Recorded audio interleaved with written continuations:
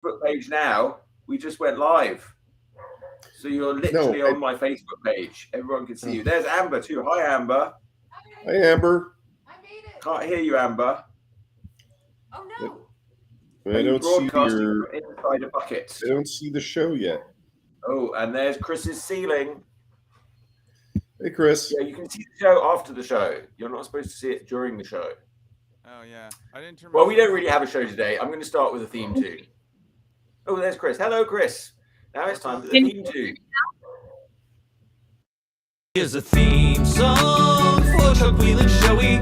He asked me to write one, but I stole from David Bowie. Here's a theme song. Chuck Whelon is the best.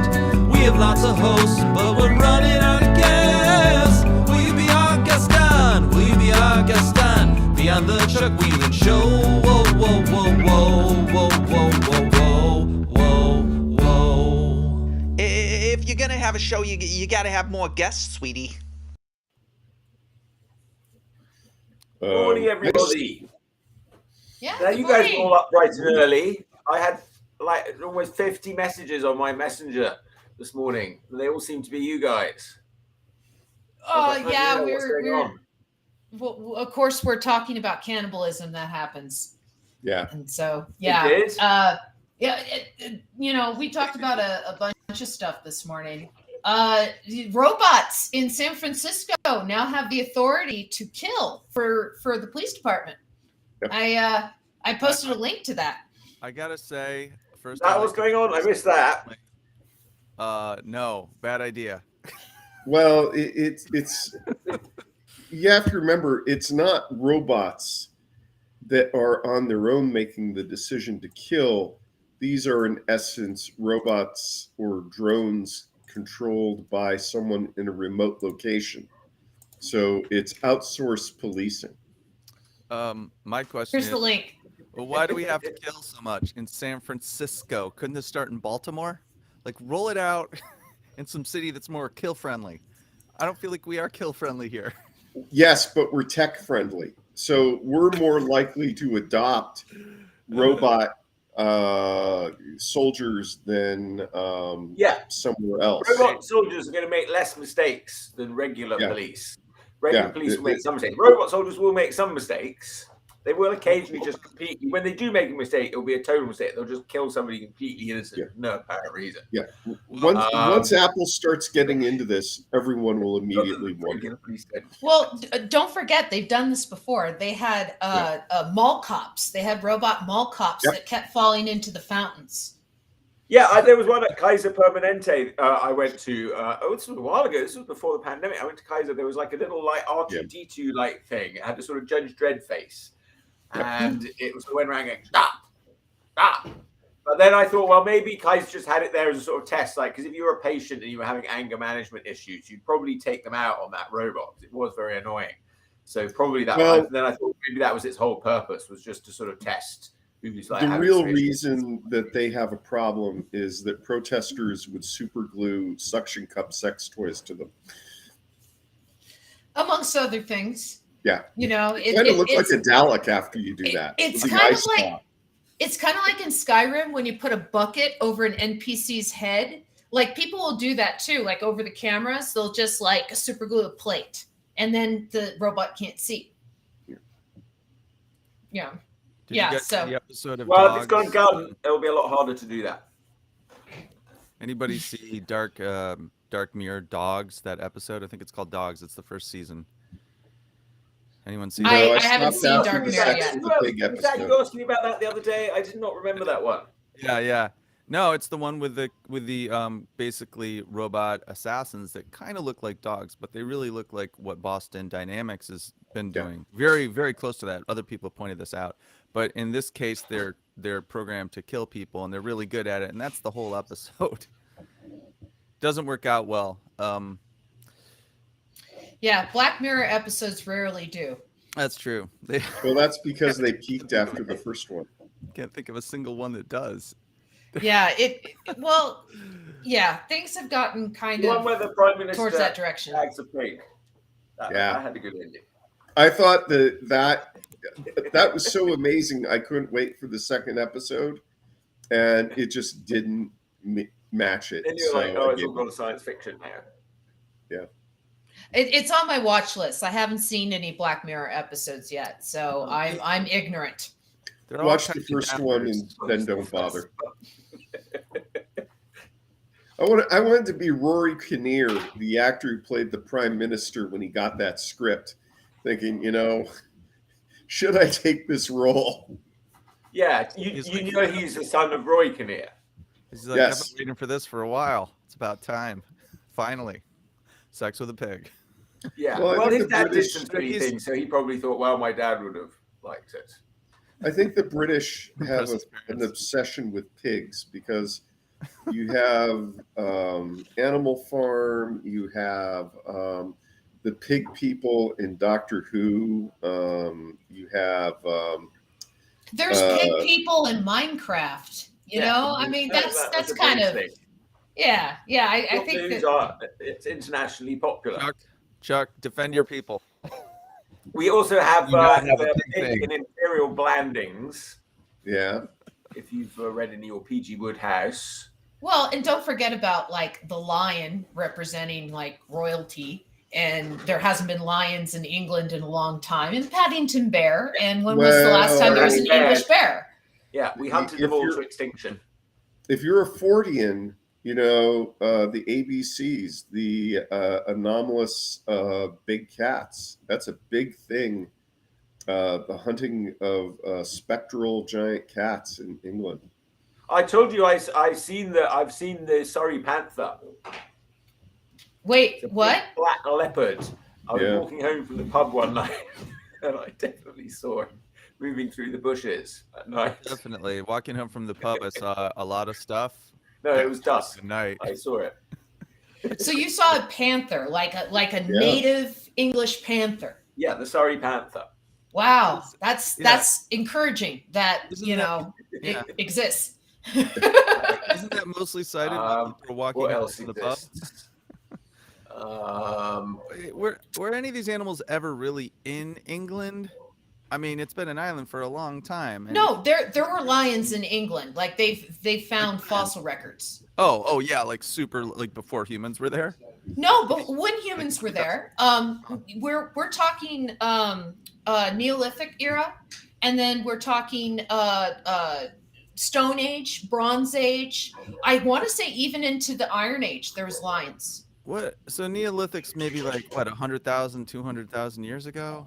Up to about 50,000 years ago. You know, 50. but the Bronze and the Iron Age, you're going into the 1400s, and there's lions in England up through the 1400s. They were still having hunts of lions. Damn, Yeah, that's crazy. they're just small and not very many of them. They got So the smaller. question- Yeah, animals when they're left on an island, unlike in King Kong where they all get bigger, they actually all get smaller. Well, it's a Yeah. But England was connected to the mainland by a land bridge, and and then one day it all flooded, and that's the story of Atlantis, the lost land of Lyonesse, when was that? in the olden times. Before people. 1502. It was earlier than that. It's quite early. Later than 1502. Yeah. Who's Well- in the news? Don't forget, there's also legends of unicorns in England, and Yes, for the lion longest and the time, unicorn fought for the crown, and that's Yeah, but why for- we have them fighting on the crown because they used to for- fight all the time. That's well, how for you the describe longest the king. time, people were just like, okay, that's a mythical creature. That's a mythical creature. And then in the fossil record, they've actually found horned, like basically horned horses. Large kind of. They're related to rhinos. Ungulates. Wait, Yeah, and they lived in England. They lived in northern England, and did they so look like a yeah. horse, or did they? So there. What? No, they had unicorns? didn't look like a horse. Let me find a thing about it. So let's see. Yeah, the fossil record does have mammals that have conjoined horns that you could argue are some form of unicorn. Were they Oh. spirally, like a? Yeah, that's why they spiral. No. No. So it's like a rhino thing. Yeah, the woolly rhinoceros. That's what it is. Oh, Here's a link. Wait. They've always known about the woolly rhinoceros. We did the woolly rhinoceros in grade school. Yeah, but they found I made one with they little bits found of orange wool stuck on a piece but of paper. they found a bunch of bones basically in northern England, and they think that might have been the origin of the unicorn legend. That's what I was reading about, and so I could be wrong. You know, the article could be wrong and stuff, but I still think it's kind of fascinating that myths generated from people's experience of things that they didn't understand. And so, you know, a lot of stuff that we dismiss now can be explained away, you know, and it's kind of neat. I think the woolly rhinoceros might be Dale's spirit animal. No, Team Cat. It's a cat. It's a cat. I don't know. I've always wondered if there is something in our DNA or our junk DNA that has us still wired to react to animals that our ancestors had to deal with, which is. Do you know who Donna Barra is, the comic artist? Oh yeah, I argue with her all the time. Yeah, I'd like to have her on the show.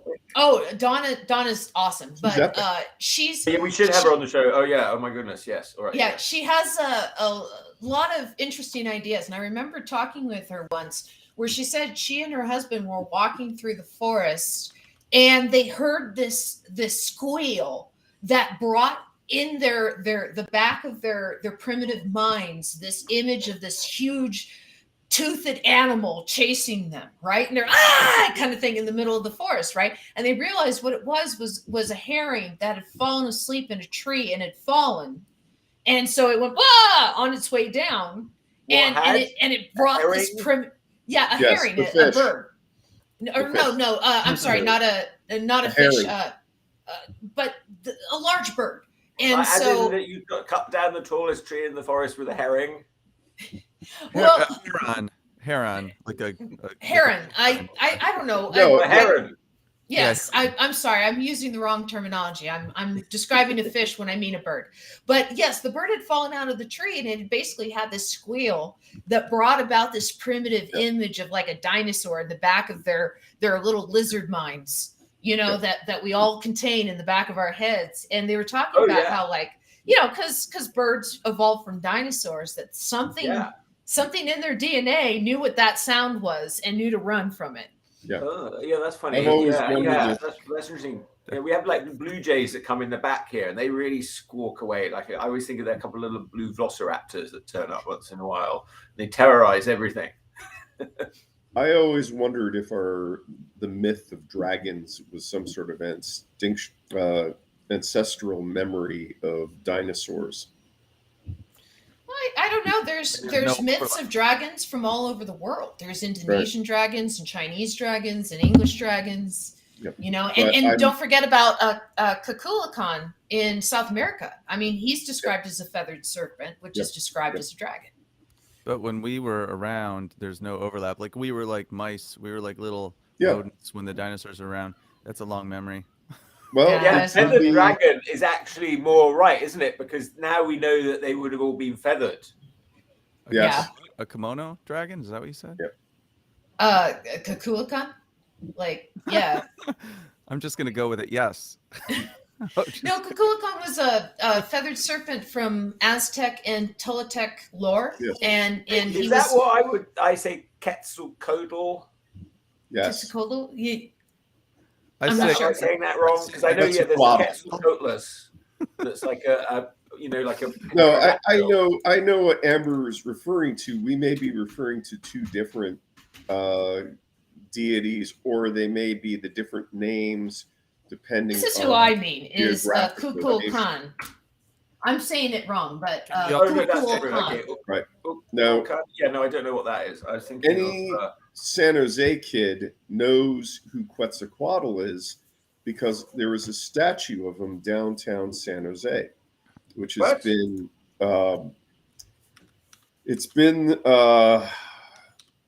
ridiculed for years, like looking like a giant pile of dog do. But every San Jose kid knows that if we're ever attacked by a kaiju like Godzilla, Quetzalcoatl will come to our rescue. All right. Quetzalcoatl. Defending Yeah. humans from Godzilla for millions of years.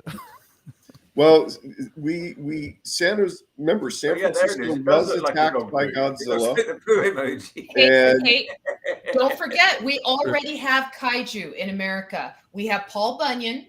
We have Big Blue. Yep. Right? Those are kaiju. Yep. Not to mention Babe the Muffler Man and the enormous dachshund for Doggy Diner. Clifford the dog. Yep, Clifford. I like that dachshund. And if you like the Doggy Diner dachshund, this is a shout out. Yep, there's the Quetzalcoatl statue. I will admit that does kind of look like Dog Do. Yeah, the reason is that was he's supposed to be coiled, right? Yes, Yeah. and it was also supposed to be done in bronze, and the city cheaped out. It also should be painted. So it wasn't the artist's fault. It was the city. I'm actually quite fond of it. And you see kids play on it, it's a nice little sculpture. San Jose. I like the head. Yeah, San Jose had huge fights about public art. It still does. Who fights about it? There was who someone is referred to as the founder of the city of San Jose. It was a character named, was it Farron or Fallon? He, one of the mayors wanted to have an equestrian statue of him, a classic equestrian statue. But it was brought up that this gentleman's history was, he was not kind to the indigenous people of San Jose. So there was an enormous fight. The statue got put on a traffic island, and the city of San Jose has been shy about public art ever since. The best statue in San Jose was actually from a shopping mall that went defunct, and they took the statue and they put it in San Jose. It's awesome. That's a cheap way to get public art. Just wait for something to go out of business and buy it at a discount. You know about the problems with Christo's public art, right? Christo, the guy who wraps up the coastlines and things. Yeah. He had I want to say in the 70s or the 80s, he had a series of umbrellas that were going up and down the coast of California, and like 2 of them fell over and killed people. Kill people? Yeah, killed them. I remember that. Yeah. It must have been huge, and people must have always been standing under them. Like during Charles Schulz was a fan. Christo wrapped Snoopy's doghouse. Well, he came and wrapped up part of London as well at one point.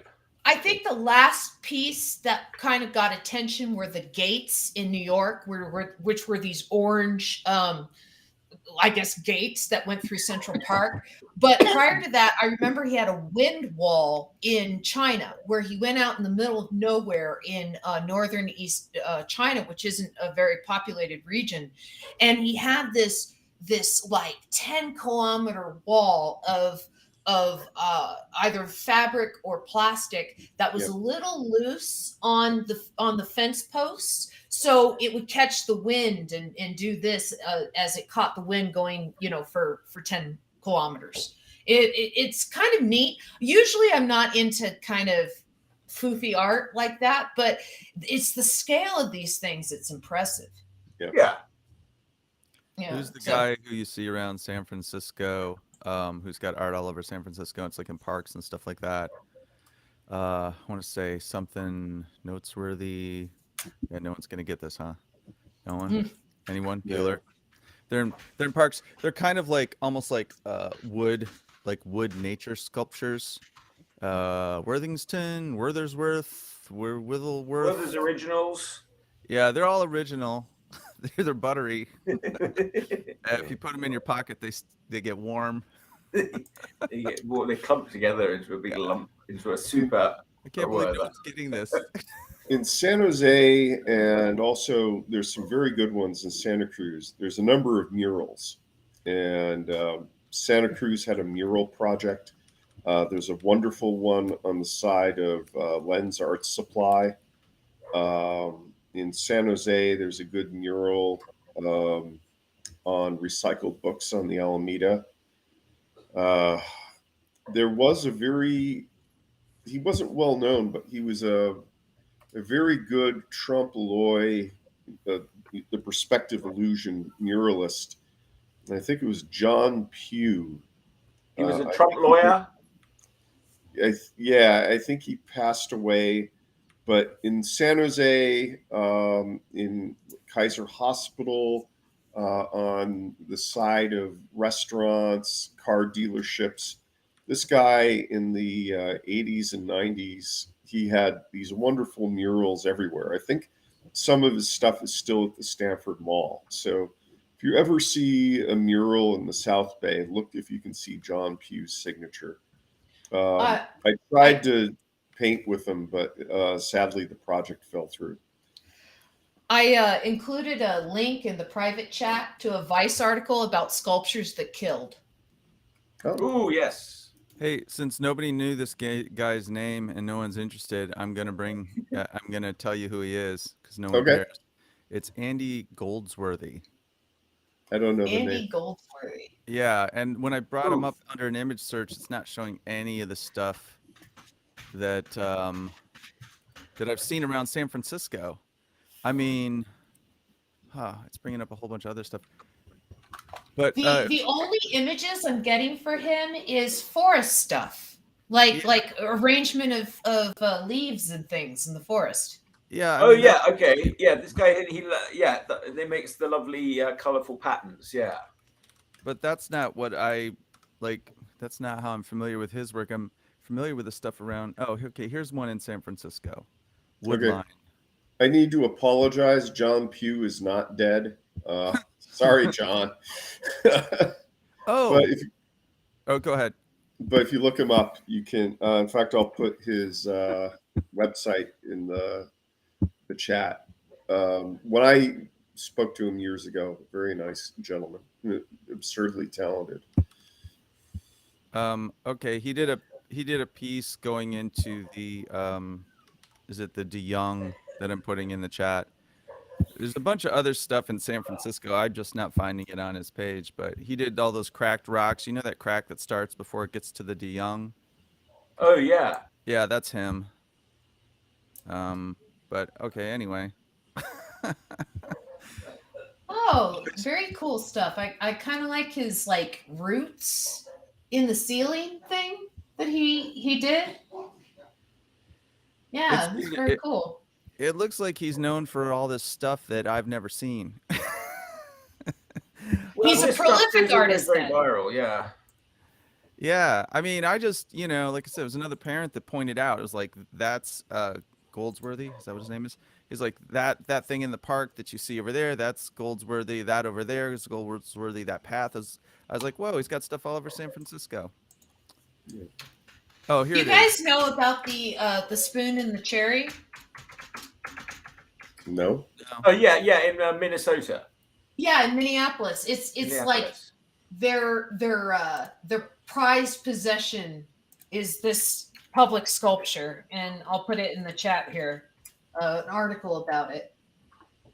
But yeah, you drive down Hennepin and you drive by this thing, and it's like, I'd say probably about 4 buses long.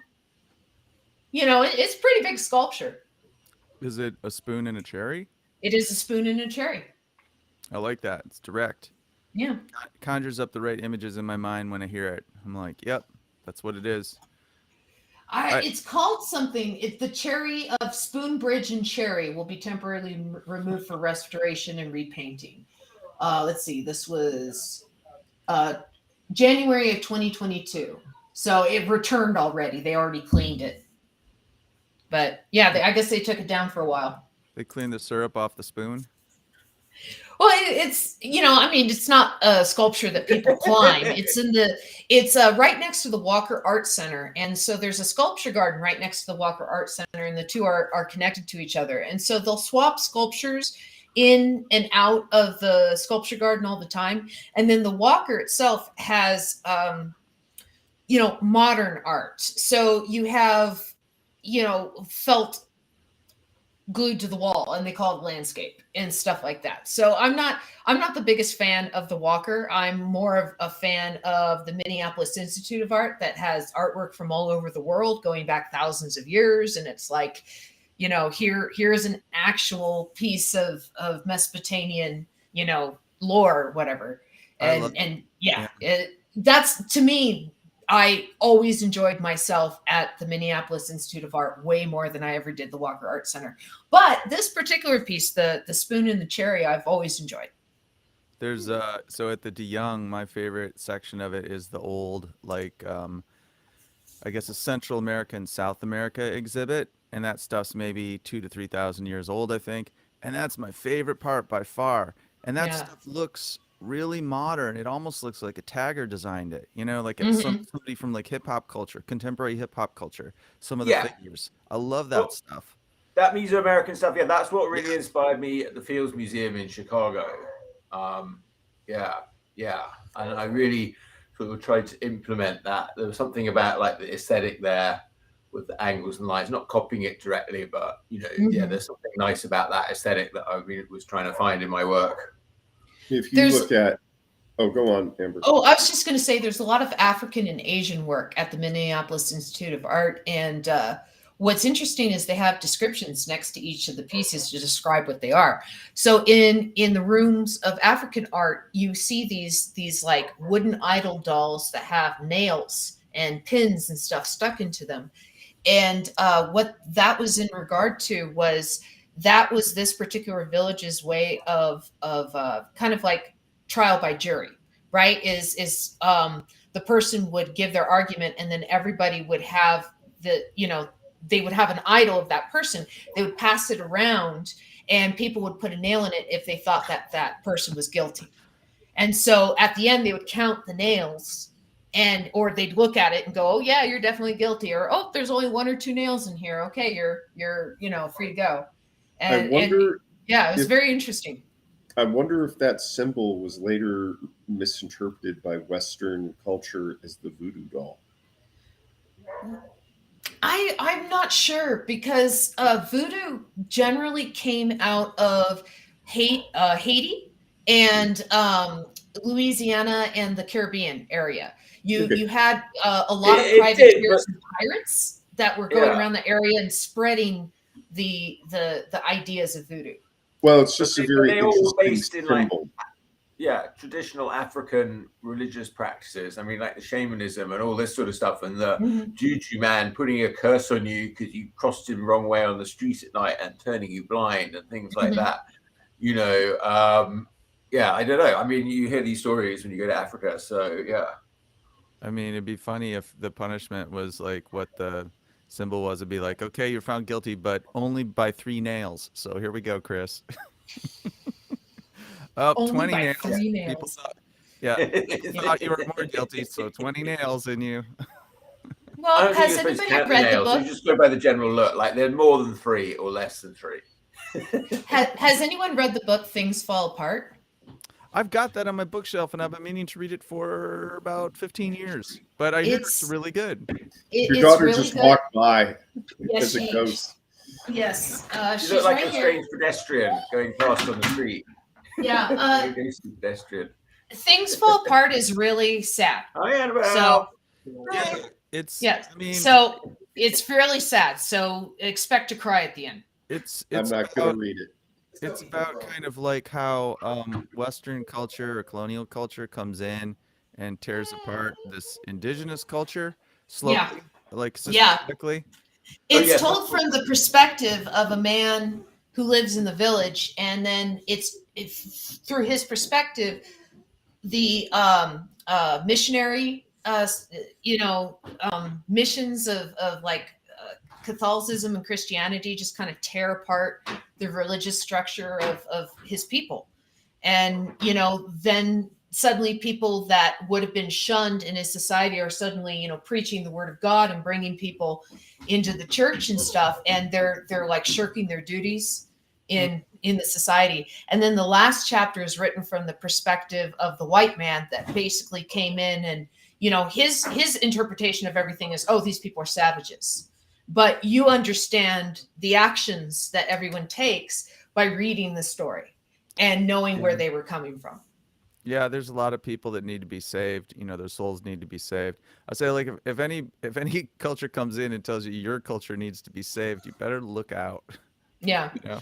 I think we discussed that comic that was like, if it weren't for us, you'd still be worshiping the sun. And then the natives like, we can see the sun. The sun's real, dude. Yeah. I can see the sun. What I does can this guy feel do? the sun. Oh, he saves my soul, which I've never seen before. Well, this guy makes the food grow. Yeah. Yeah. That's God. That's insane. Well, we'll continue with our job of saving American culture by producing this show. Totally saved. Dale's saving British culture from the late 70s. That's good. We'll save some of that too. Doctor Who is very important. Yes. And so Doctor Who practically is in the future. That's going to be like the only TV show. Columbo. So what do you think about Doctor Who being David Tennant again? Well, that's just a stunt. I don't mind, but he sort of is my favorite Doctor. I must say, he did sort of win me over. I mean, I love Tom Baker. Eric, that's where I grew up. But after having just been binging through, I'm still not done. I still haven't got to Peter Capaldi yet. But Eccleston was my first Doctor. Tennant, he was like my favorite Doctor. What are you, a baby? And then Matt Smith grew on me. At first, I didn't like him, but towards the end, I was like, oh, I'm gonna miss Matt Smith. He gets better towards the end, I think. I don't know. I wasn't that fond of Amy and Rory. They were all right. They were fine. I didn't dislike them. Capaldi was amazing. I loved his curmudgeon take on the Doctor. Yeah, he was they good. Blew it. They should have cast Craig Ferguson. Craig Ferguson would have knocked it out of the park. Oh, yeah. He'd be a good Doctor. Yeah. He'd be a great Doctor. I can see him in a little bow tie. Yeah. It was amazing that his childhood friend Capaldi, college friend Capaldi, ended up as Doctor Who. Let's see, it's so difficult to pick a favorite Doctor because there's no right answer, but the right answer is Tennant. Yeah, he did do a pretty good job. And another thing I liked about Tennant is my friend growing up, who was the original Doctor Who nerd. He had a Doctor Who scarf that his mother knitted him and question marks on his shirt. And he'd walk around London like this. And he always looked a bit like David Tennant, especially when he got older. So I was like, oh, yeah, that's kind of perfect. Well, because I grew up in the Bay Area, San Jose was a hotbed of Doctor Who fandom in the 80s. We all started with Tom Baker. And because PBS played All Creatures Great and Small, when Peter Davidson replaced Tom Baker, everyone went nuts. Though, it's Tristan Farnon. But actually, watching it back, I kind of love the Peter Davidson era, especially Nissa and Tegan. Yep. Poor old Adric. Oh, they had a good callback to Adric. Oh, that was really sweet. Oh, I find Doctor Who. These last episodes, they did one of those ones where they dig up all the old doctors. Yeah. But, talking to Tegan, they brought up Adric's death. Adric died, saving the Earth from Cybermen in the distant past. It was very sad. Yeah. I think he was the first companion to die.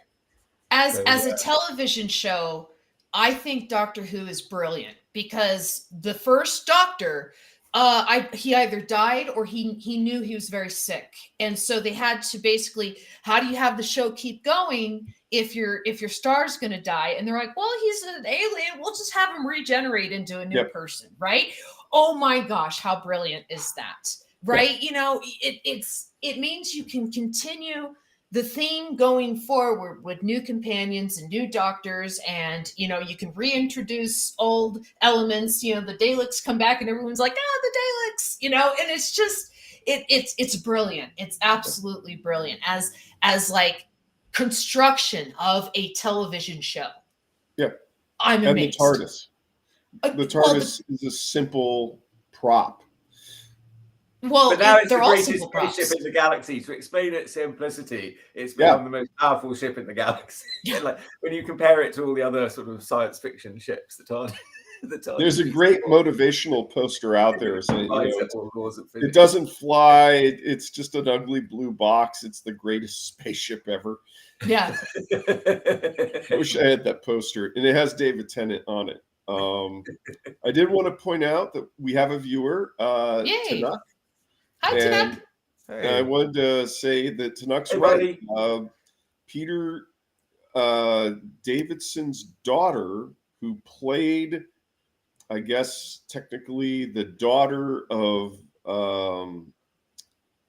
David Tennant as the Doctor, I think he married her. So I think we're at the point now where the BBC is deliberately trying to breed future Doctor Who's. Yeah.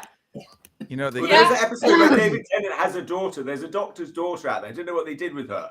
There was one episode which I'd sort of forgotten about. She's off in space somewhere. Yeah, she went off into space somewhere.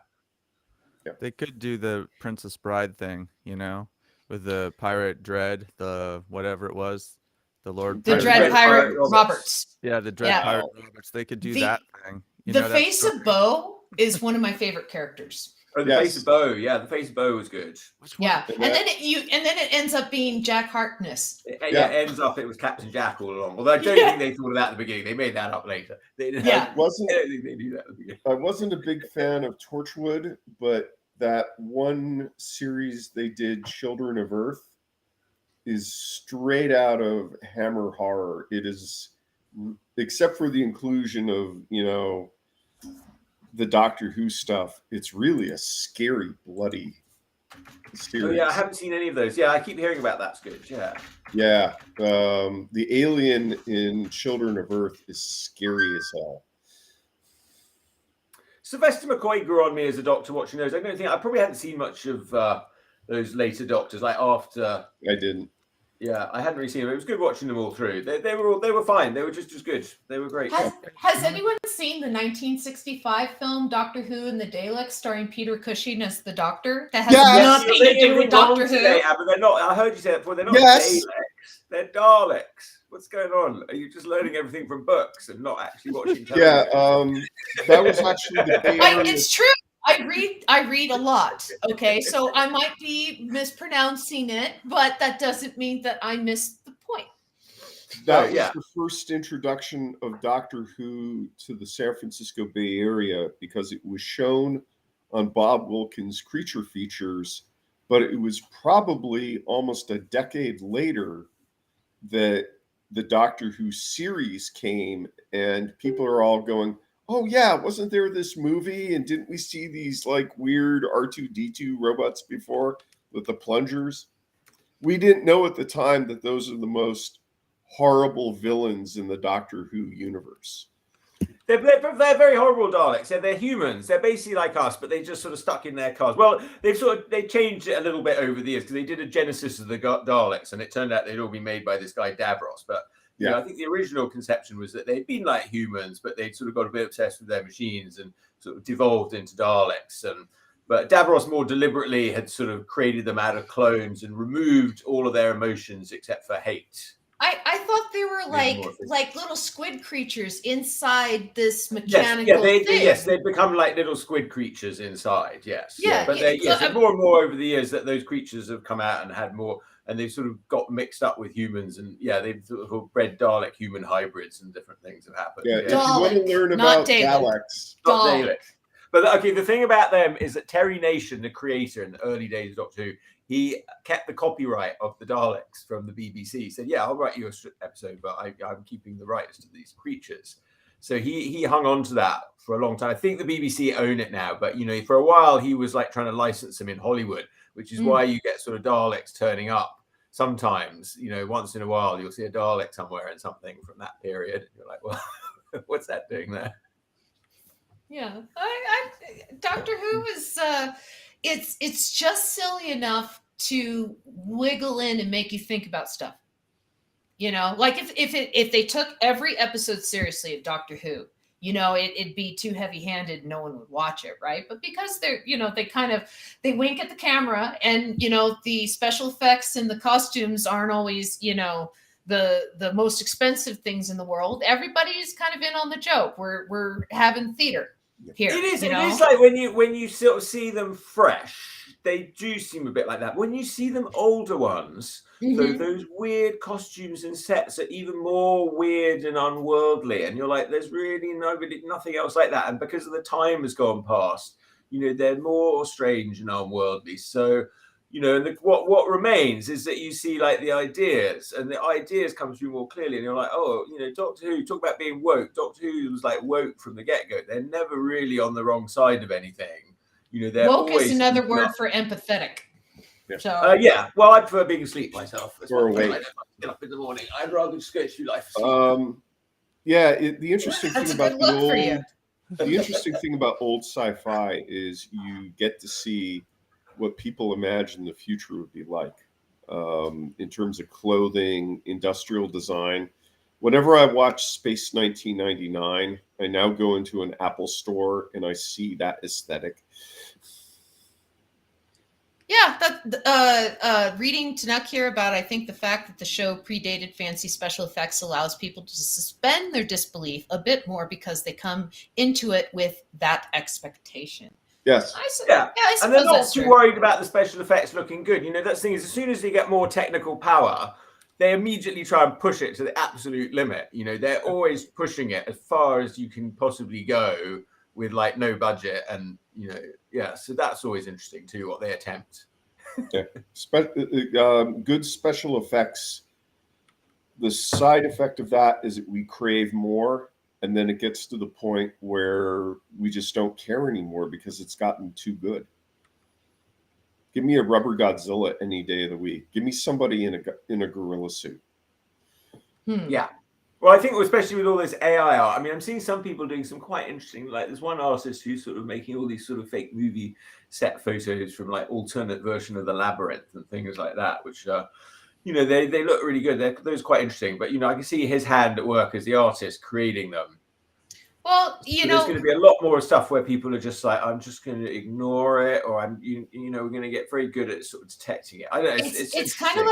It's kind of like the comparison between the original The Thing by John Carpenter and then the prequel, sequel, remake-ish thing, The Thing that came out in the 2000s. Oh, I never saw that one. Well, they originally wanted to do practical effects for the prequel sequel thing, right? And so all of the on-set stuff was practical, and they have these amazing set pieces and stuff. And then some producer decided in post-production, no, we're going to replace this stuff with CGI. And they didn't spend the money they really should have on the CGI, and it's awful. And if you watch the original The Thing, even though like the creature on the ceiling and stuff looks a little rubbery and stuff like that, it still holds up. But if you watch the 2000s The Thing, the special effects are like television quality. They're just there's something really about the poetic. animation, the hand animation. You just see the time and the quality and the ideas and the unexpected movement. Yeah, it looks faker, but it feels realer. Well, Jason and the Argonauts fighting against skeletons by Ray Harryhausen still holds up. It still looks awesome. Nobody's ever going to be able to do that again, because it's like watching sort of Fred Astaire. He had such a sort of support system behind him to sort of allow him to achieve that sort of level of excellence, that you can animate all these skeletons at the same time. The money was there, the viewers were there. The process do it again. The process for the one shot where the soldiers are on top of the block and then they're fighting off the skeletons, right? It's like a 3-second shot in the movie, right? And they used the shot about 3 or 4 times.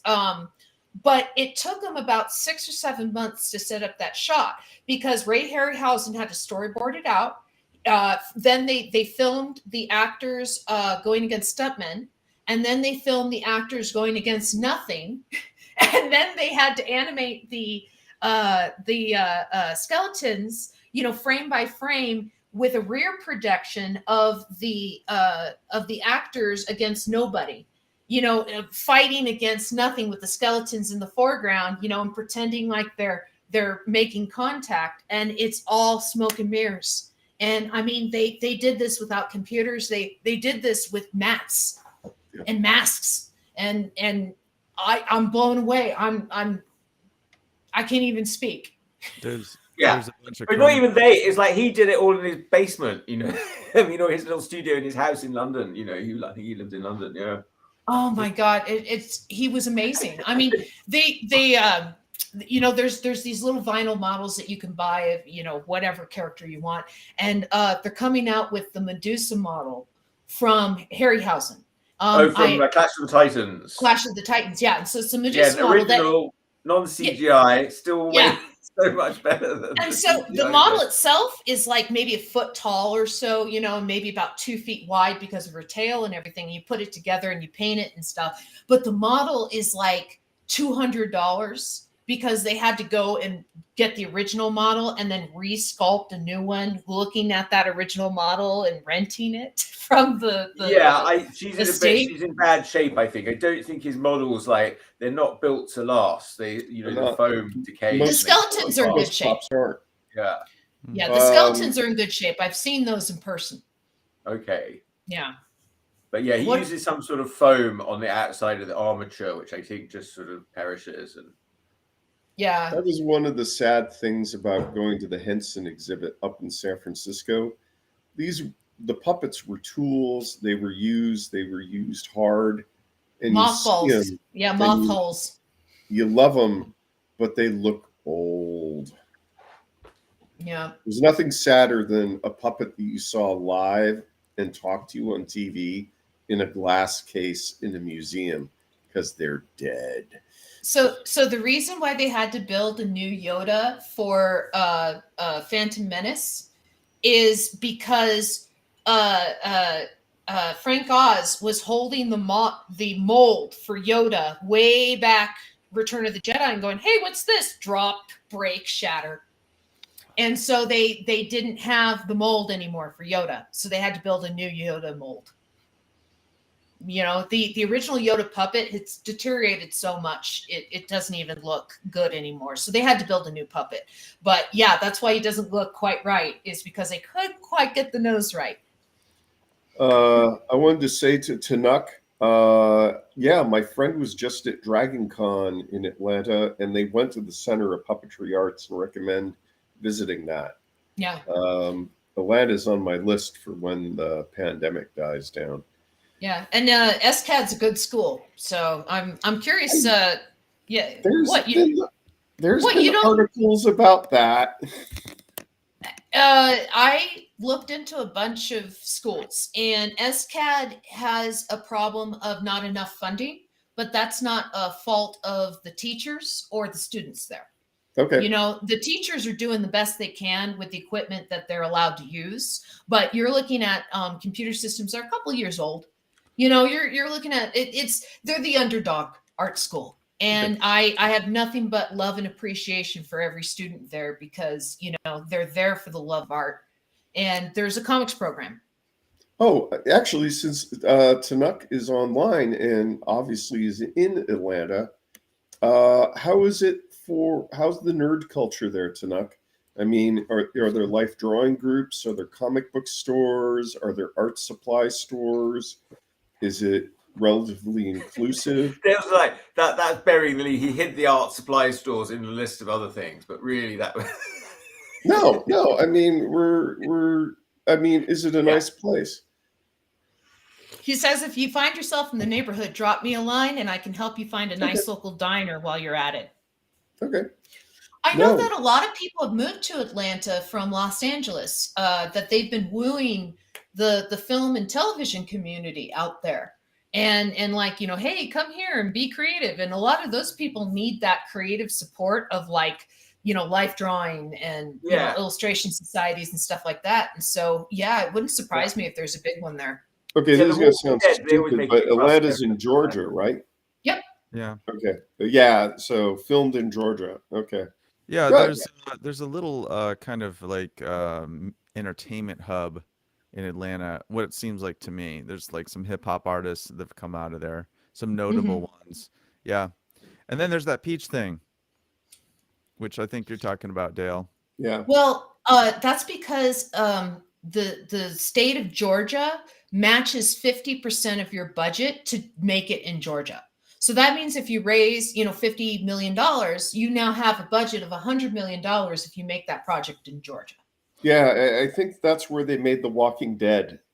Yeah, I was they, told that, they always says "made in Georgia" at the end. Yes. Yeah, but that's how they wooed people there, is by basically saying we'll help fund your project. Yeah, it didn't seem like a good ad for Georgia to me, really. There was some survey that said at least half of the population of Georgia had been a zombie on The Walking Dead. And in New Zealand, I think it was like the law that you had to be an extra in a Lord of the Rings movie.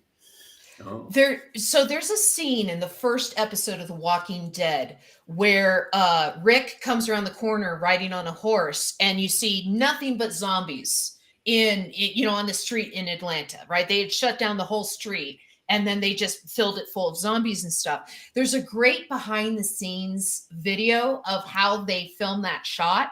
And they have the director up on the building with a megaphone going, okay, everyone lean left, lean right, lean left. So that, they would all swing like this. So it'd be one swing of everybody looking at him at the same time.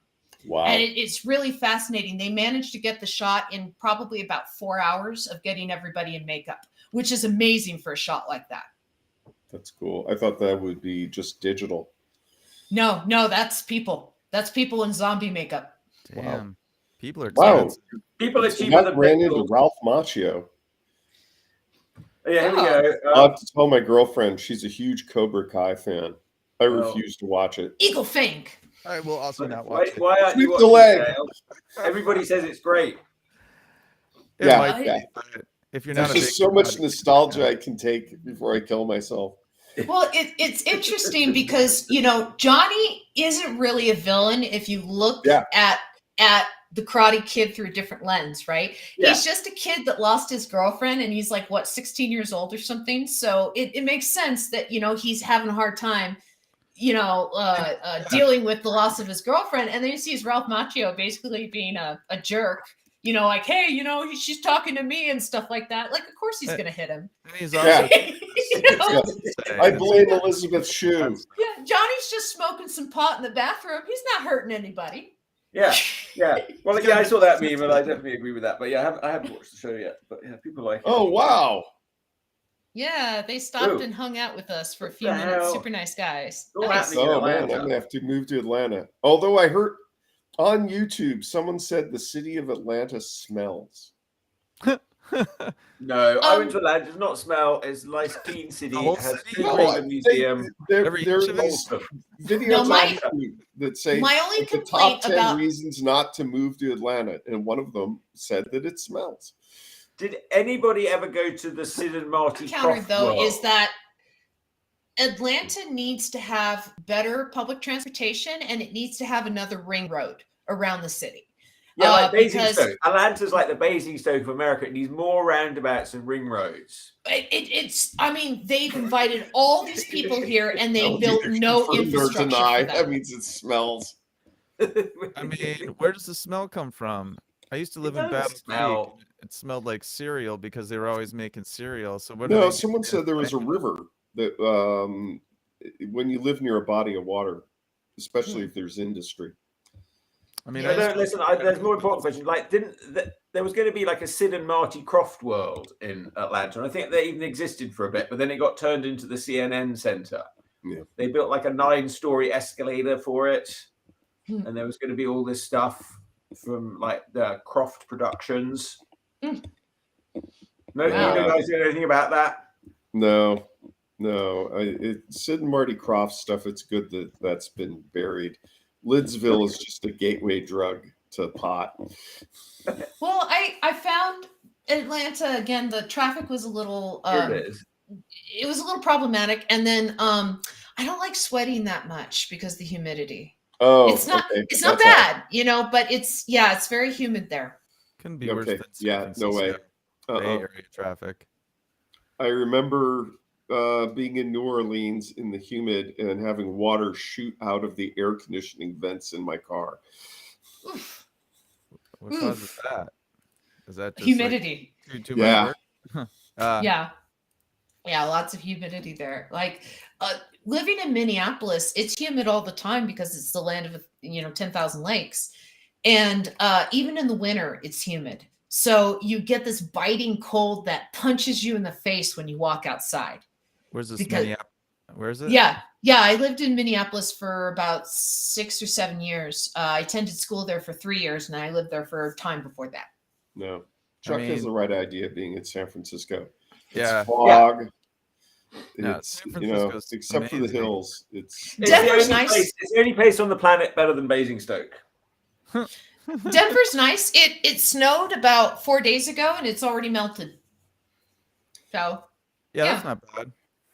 But like, don't you have like more extremes, or don't you have like super hot summers or something? no, the summer here, I think the hottest it got was 90 on the hottest day, but most of the time it's in the 70s. It's kind of like San Francisco. Yeah. I like it here. It's nice. I live- I could Yeah. alternate between Pennsylvania and Atlanta, I guess. Well, I am about 30 miles from where the Club Q shooting was, though. And, we're gonna talk about It that. just made the Well, news again, didn't it? you Wasn't brought it it like an up. anniversary or something? my heart goes out to those people. I've been to that Yeah. club. It's very nice people who run it, and it's a very conservative community in Colorado Springs. So you have a lot of gay youth and young adults that have found a home there that now don't feel safe anywhere, and it's sad. Isn't that the one that was in the news again recently? Because it was like the 10-year anniversary or something. I heard it on the news like the You're other day. thinking of the Pulse nightclub. No, this is the one that happened on Saturday. Yeah, and they're digging into the shooter's background because he's had a history of unstable acts and threats. His father Shocking. His father is an adult film star and an MMA fighter. His mother is a gun nut, and his grandfather is an official in California. Yeah, He represents San Bernardino County with the state assembly. yeah, okay. His That explains father's it. an adult film star. No, yeah, his father's an adult film star and an MMA fighter. Can we Okay, see I'm some not of his going there. work? I'm sorry, I'm not going there. Some of his work as a MMA. I'm not going to link any of his work. I'm just Yeah, saying I'm that not this going to is go there. yeah. Wow. I'm just Yeah. kidding. Like, that doesn't really like. I don't want to know laugh what at this that because I don't explains, want to minimize the you know? the tragedy of it. And the two people who stopped the shooter, that was incredibly brave of them. Were Yeah, they- everyone's interviewing the veteran, but no one's But interviewing the drag queen that queen, stomped yeah. on the guy's head. Well, we're saying Well, trans that's woman, we're news saying that. bias. We're not saying drag queen. Well, but she was starring in the drag show, and Okay, so all right. what do I describe her as? I know know. someone's getting told off for calling her a drag queen and not a trans woman, so I don't know. Well, she jumped off stage and basically rushed over, and both of them crossed the venue to stop this guy.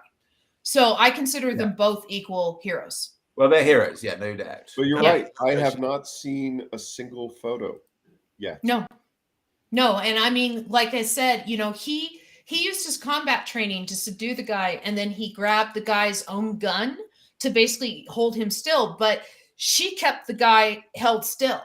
Like she was the one that was on top of him and then smashing his head with her heels, saying, "Hey, you're not moving," when he tried to move and stuff like that. Like the two of them together prevented that guy from hurting anyone else. Yeah. Police hail heroes who took suspect down. I'm like, It's Yeah, it's crazy. I just hope that that the people that found that place home find another place that they feel safe. well, I don't want that business to close because of this. The owners they've talked about possibly moving to another area like Boulder, because Boulder is a lot more accepting of gay culture than Colorado Springs. Colorado Springs is Right. very conservative. There's a an Air Force Academy in town.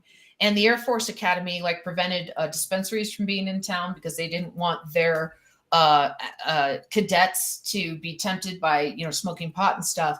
And that just shows just kind of how limited the scope of mind there is. There's little to do there. There's like 2 high schools. It's a really tiny town. And so a lot of the LGBTQ youth don't feel at home there. They don't feel safe there because it's very conservative. Chuck's like, this has gotten dark. I'm getting out. It's time to draw. Well, it's not really looking like her, but that's the problem with tiny little towns. In 2006, my parents grew up in little towns in Pennsylvania. So in 2016, I went to Pennsylvania to visit my uncle, and these are towns that I saw decline over decades. And I went to try to find some comic books for some cousins I was going to meet for the first time, just little kids, and I wanted to come with gifts. But I had a heck of a time finding comic book stores. I mean, there's gun stores and porn stores everywhere. And I actually went into a porn store thinking, well, they're bookstores, so they should know where everyone is. And I would ask, do you know where the comic book store is? And the guy thought I was insane. And I explained my logic. You're a bookstore. You should know where the other bookstores are. And the guy said, well, yeah, I do know where the Barnes & Noble is, and they sell comics. So, okay. But I did find a comic book. I found a couple. And, that's why when I travel, I go to comic book stores and I ask, what's it like to live around here? And one of them, they were kind of sad about the state of literacy of the kids who lived in the area. They weren't reading. Have you ever seen I've lived a lot of places, and Southern California, when you go to Target or Walmart or whatever, the book section is one aisle, and it's like one little side of the aisle, right? Here in Denver, I'd say it's probably about 4 or 5 aisles in like Target and Walmart. In Minneapolis, it's an entire corner of the store. And I mean, that's just Target. But it gives you an idea of literacy of an area by how big the book aisles are in the grocery store and stuff. It's really hard for me to gauge like where Americans are because I'm insulated here in San Francisco, and I think you guys are probably too. Your like communities don't reflect the literacy of the country, and I hope it's not as bad as people say it is. No, it's as bad as people say it is. It really is. You're not reading anymore. Who's got time to read? You don't need to read. Like, you've got a TV show. Like, you used to have to read a book because the TV show didn't cover all the details. But, now a TV show just, it goes on for 10 hours and you got the whole book. Reading's for losers. Edited down for a movie anymore. I chastise no one that decides to listen to an audiobook because that's how people enjoy stories for hundreds of years. I don't know how they do it though, because I think about myself trying to listen to like a book on tape, which I know a lot of people do, and I just don't think it can hold my attention. Road trips. Something about you have to be active when you read. You have to actively process. But when you're listening to music or audio, it can just wash over you. Mm-hmm. Road trips. You want long road trips. I-5, San Jose to LA. That's the best for audiobooks. Oh yeah, perfect listening. When I was driving up from Long Beach to San Francisco, I listened to I Partridge by Alan Partridge. Perfect listening. It goes on about 8 hours. Just gets you all the way there. Yeah. I've been listening to Lord of the Rings at the gym. And so when I'm sitting there and I'm, doing my reps and lifting free weights or whatever, I'm finding out about the Balrog. Is it narrated by a hobbit? Is there a nice hobbit? No, it's narrated by I see his face. He plays Sauron. He passed away. Oh, Christopher Lee. Christopher Lee, yes, it's narrated by Oh. Christopher Lee, so he's doing all the voices. He plays Oh, Sauron. is that a new one? I didn't know he did that. I have a Lord of the Rings, but it's not Christopher Oh, Lee. it can't be that new. It's a couple. I mean, I think it came out when the Lord of the Rings movies came out because it's using music from the Lord of the Rings movies in it. So, like when they go from chapter to chapter, they have like a musical cue, and when they're cooking, they'll have like Foley art of cooking sounds and things like that. So it's more of a kind of a living novel in its auditory sense. It's like Yeah. I like audiobooks like that. I think they're very cool.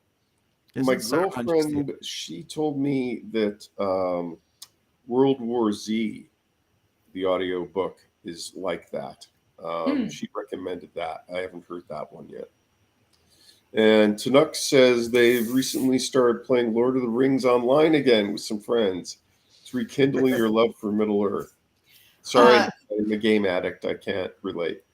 I really enjoyed playing Shadows of Mordor because of the Nemesis system. I thought that was kind of cool. There's one. System.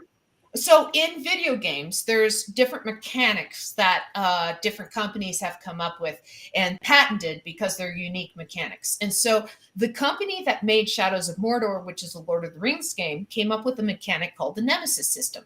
So it randomizes different orcs. Different faces, different voices and stuff like that from a database of like these different arm types.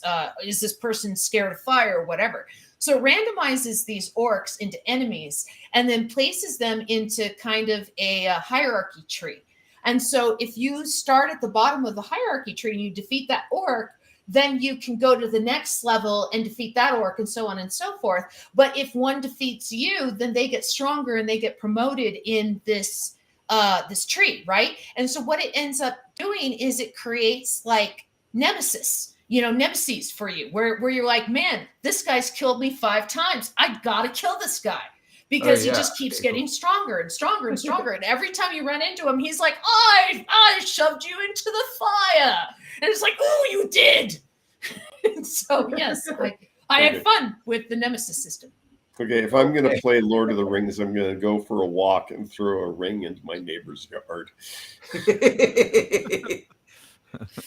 What? I like video games. I think they're fun. I'm an addict. I can't get near them. I kind of missed the bus on that. Like we had the 2600 system when that came out, because every kid had it. You know what I mean? Every kid had that system for a while, and then it went to and my parents were too cheap to buy extra games, so it came with 3 games, like Pong. I was telling Chuck about this. It came with Pong and Pac-Man, and after we had completely were burned out on those things, there were no new games. Yeah.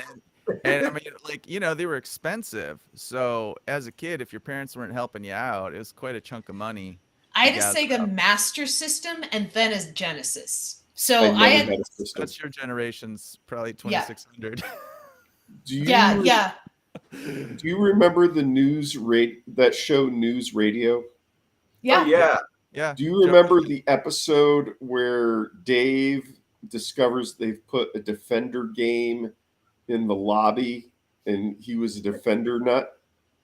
No, I don't remember that. Okay, so the plot of the episode is that Dave, the manager of the station, discovers they've put a Defender video game cabinet in the lobby. And he's demanding they take it out because he eventually admits that he's a complete addict and it kept him from getting into Stanford because he played the game before his SATs. Oh. So when that episode aired, I was over at my folks and suddenly the phone starts ringing and it's all of my friends looking for me asking, are you watching this? That's you, dude. Yeah, they stole it from your life. Yeah. Yeah, I remember that game, Defender.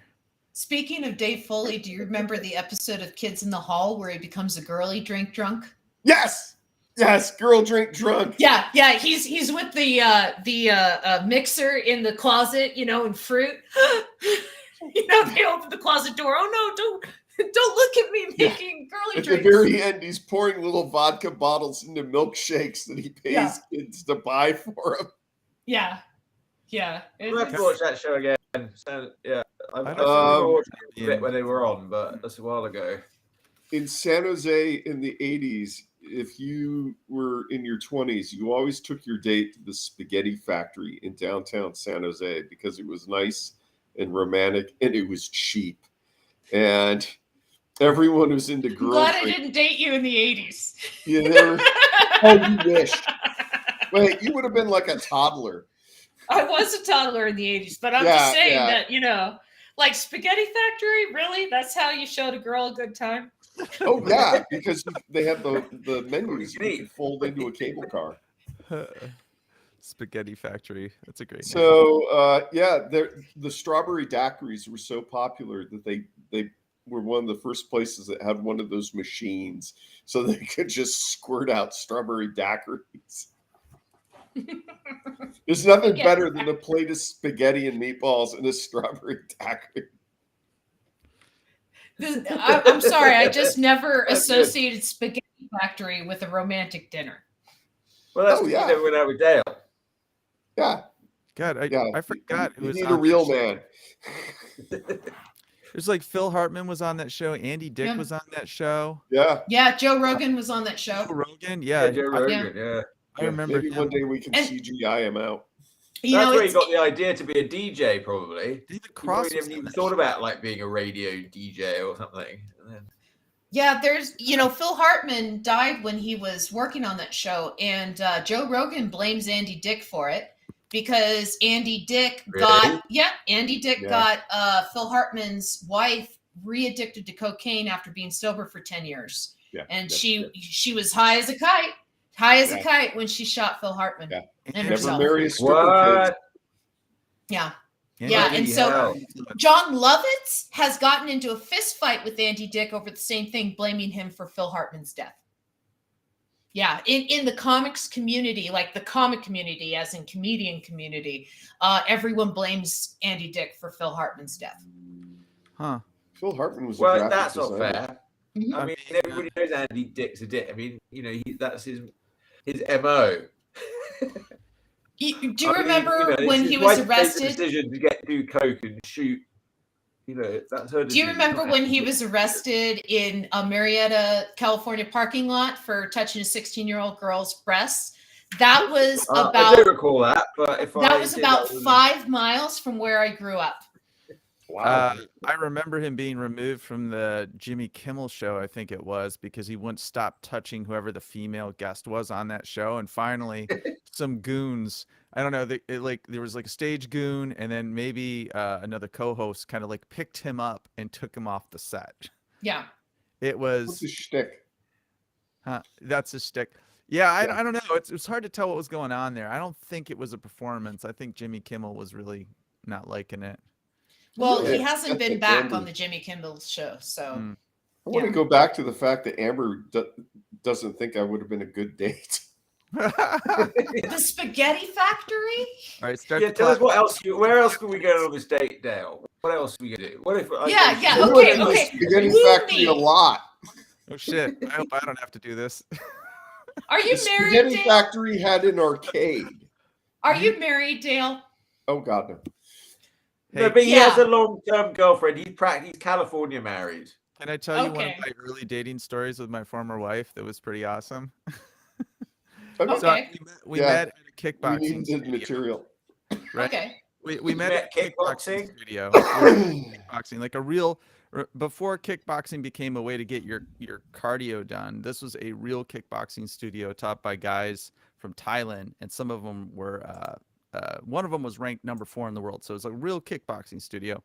We met there, and one of our early dates, she was like, "You want to go out to Battery Cosby, which is an old battery where it's got like a great view." So we just drove out there, and she had like 40s in brown bags, and we just drove out there, parked, got our 40s with brown bags out, and like watched the sunset and just like chilled from this battery. And I was that is romantic. I like this girl. Yeah, that is romantic. Was it she took you on? That's a unique situation. It's watching the sunset. It's spending time with a person. Spaghetti Factory is what a 15-year-old takes their date to. I did what? The mature date is drinking 40 ounces at the old bath. Yeah. I'm saying I would enjoy that date much better than going to the spaghetti factory and getting daiquiris out of the machine. It was a beautiful first. And you left out the well, video games. You know what it looks like. It's gorgeous out there. You know, it's a view. It's a view of the Pacific Ocean and the sun going down. It's not like a military installation. You know, it doesn't look like a war zone or anything. The hot date place in the Bay Area was a fondue joint that was in Los Gatos. No, Saratoga. Which is pronounced Saratoga, and it was decorated like a Stevie Nicks nightmare. It was like carousel horses and fabric hanging down from the ceiling, and everyone took their dates there. And you had fondue, which was cheese fondue, and then like a hot oil and meat, and then like chocolate fondue for dessert. At least the men's room, I can only imagine what the women's room was like, had every deodorant and cologne and hair product that you could ever want in the men's room. And at the end of the date, you smelled like your food. It was this wonderful smell in the car afterwards that you both smelled like cheese fondue. One of the most romantic dates I had ever been on with an ex-boyfriend, I'm no longer with this person, was we took a few hits of acid and then went to the laser show. Whoa. That was fun. Pink Floyd laser show? No, it was the Star Trek laser show that was at the Griffith Observatory, where they basically played snippets of sound dialogue from different original series episodes with cartoon versions of the characters. I don't remember a lot of it. I was a little impaired at the time. Yeah. That sounds like it's right out of a Jane Austen novel. Yeah, I know, very romantic, but it was a good time. I had a good time. You guys are talking about Spaghetti Factory and stuff. It's like, well, he took me to the Griffith Observatory. We took a cab home. The food used to be a lot better at the spaghetti. Well, it depends on the Spaghetti Factory. The one that was in Monrovia, which is in an old school, there was this kick-ass fountain pen store. And that was like one of my highlights of going to LA, which is checking out the fountain pens and then going to the Spaghetti Factory. Well, there you go. I mean, that's a good date for some people. I know I shouldn't judge, but yeah, yes, but you will. If you had taken me to the Spaghetti Factory, I'd be doing some judging. You know, it's like, really? What if I bought you a pen first? Think about it. Depends Which is on the worse, pen. Spaghetti Factory or Olive Garden? Oh, Ooh. we used to love Olive the Garden. Olive Garden's worse. Not a. Yeah, now it is. Yeah. Well, Olive Garden, how they cook is everything's prepped in an Olive Garden factory, and they're in these like bags. Yep. And so what they do is they heat up water and they put the bag in the water, and then they basically boil the water around the bag, and then they cut the bag open and pour that on a plate. That's sous vide. Isn't that sous vide when you cook stuff in a bag? Is that what sous vide is? Yeah. Boil in the bag. You put it in a bag and you cook stuff. Cheesecake Factory is a guilty pleasure to know. Yeah, sorry, man. I used to go to the Cheesecake Factory, but I'm done with them.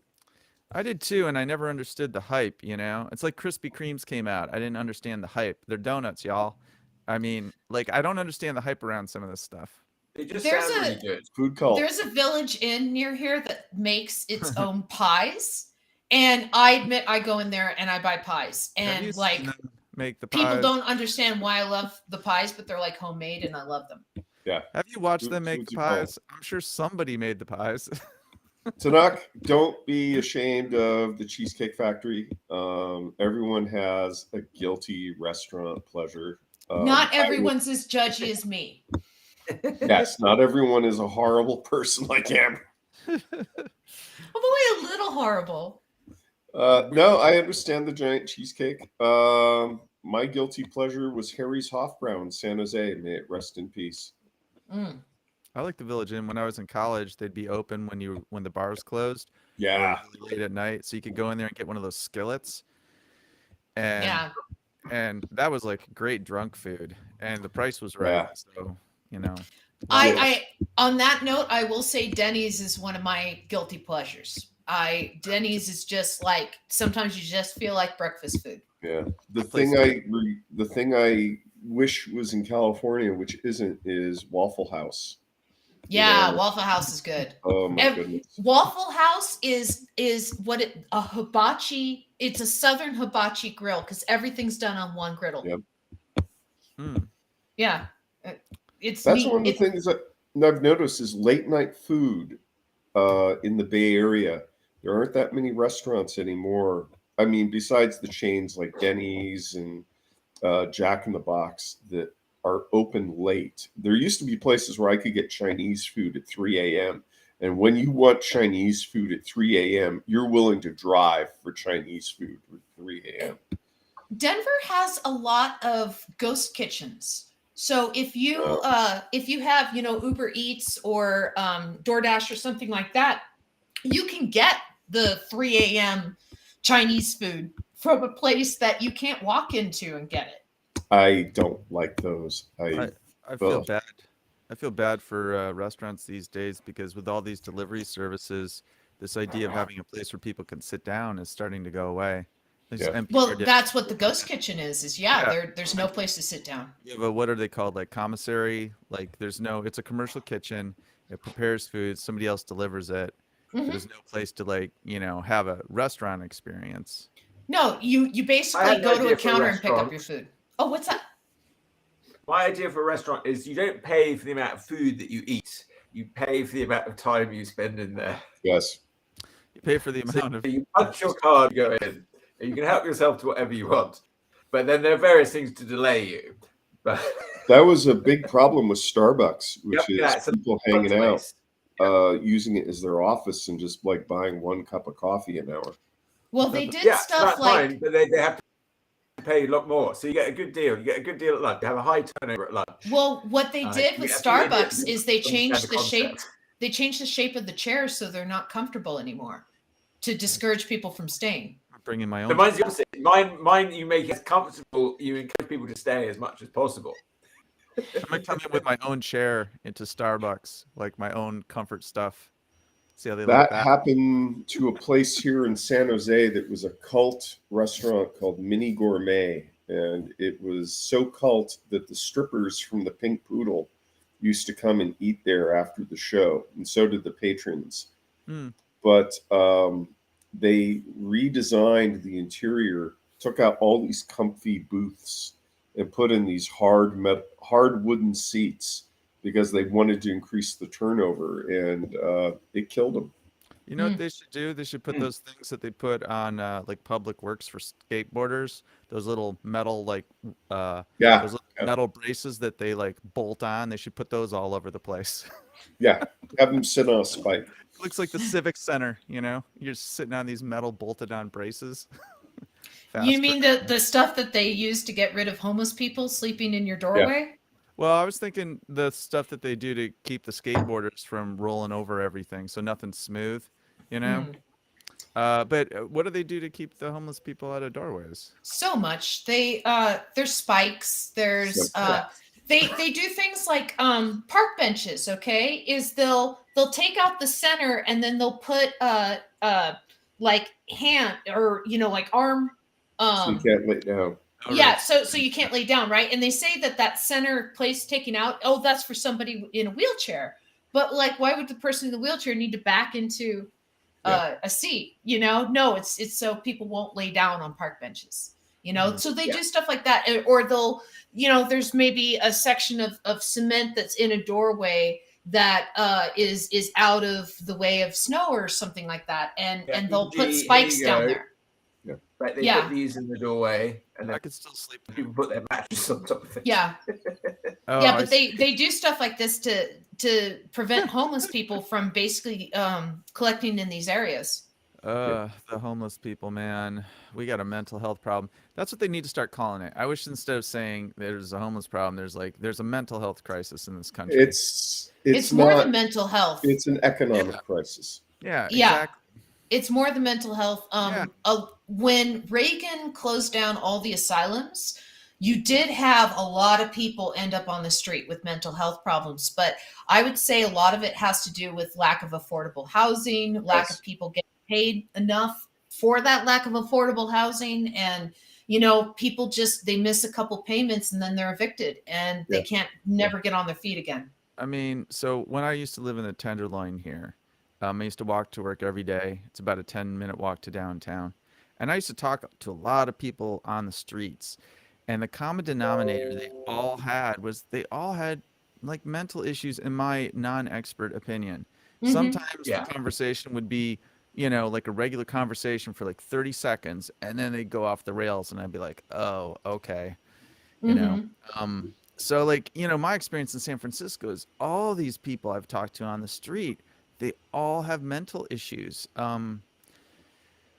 And, like I tried to explain this to my daughter because, in the 80s when Phil Collins was, writing that song about the homeless situation in the 80s, there was a lot of this talk about like, oh, they're just lazy and, it's by choice and all this other stuff. I mean, like, what? I'm sorry. If you're sleeping outside and, exposed to the elements and stuff, and I give you a 5 and you decide to go and buy alcohol, I'm fine with that. Yeah. Because you're in an awful situation. And if one little creature comfort can help it a little bit, get drunk, my buddy. It's on me. There's a famous cartoon in Hustler magazine, which I only read for the cartoons, where it's Santa Claus with his arm around a starving child. The assumption is in Africa, and he's giving him a bottle of Jack Daniels, and he says, you're homeless, you're hungry. This is the best I can do. Yeah. I told my daughter, I said, I was telling Chuck the other day, actually, like sometimes I give to those people, not because I think I'm going to change their life. Like you say, maybe they are going to go buy a drink or something, but to keep my humanity alive. Right. So I don't get like too hard and callous. So you have to exercise, I think, that muscle every once in a while. You have to, even though you might say, oh, well, this is futile, it's not going to change this person's life. But if you don't exercise that muscle, I just feel like it atrophies, So sometimes it's like really about me in some selfish way. Well, Christian and I've talked about Freakonomics a little bit, but wait, sorry. Yeah, go ahead. I just lost my point there. Well, I wanted to point out, first of all, Tanakh has a very interesting comment. I would rather get scammed 9 times out of 10 than ignore the one person who genuinely needs help. That's a wonderful viewpoint, Tanakh. Thank you for watching the show. Yeah, Tanakh, the people that I see on street corners panhandling or come up to me, and I usually try to help out. Homelessness isn't just these people we see in the homeless encampments, and there's different stages. I've watched people, as their economic situation gets worse and worse, move through the stages of being homeless. It's sleeping on someone's couch and then living in your car, and then you have to sell your car. Yep. Yeah, and so it's like, okay, I'll move to a tent, and maybe somebody steals your tent. Then what do you do? Yeah, San Jose. I remember when I was politically involved with things, towns like Morgan Hill, Gilroy, there weren't any rentals, but people needed a place to live, so they were trying to arrange safe spaces for people who were living in vans, who were living in RVs, who were living in their cars. And the problem with something like that is especially in the Bay Area, where a huge amount of your money is tied up in the value of your home, you get this NIMBYism, not in my backyard, because they're afraid that it's going to reduce the property values. Well, No. there's tiny home communities being created in California right now for the homeless, including some in San Francisco, San Jose, Santa Cruz area, and it's been churches mostly that have been volunteering their parking lots to these organizations that are creating these tiny home lots. And what, just as you mentioned, the NIMBY of not in my backyard, you have these local communities and neighborhoods around these churches that are going, no, you can't have those people here. But all of the studies prove that it's a clean environment. It's getting these people, mental health, physical help, medical help they need, dental help, help with navigating complex systems for getting on unemployment or getting disability or anything else that they really need to help them.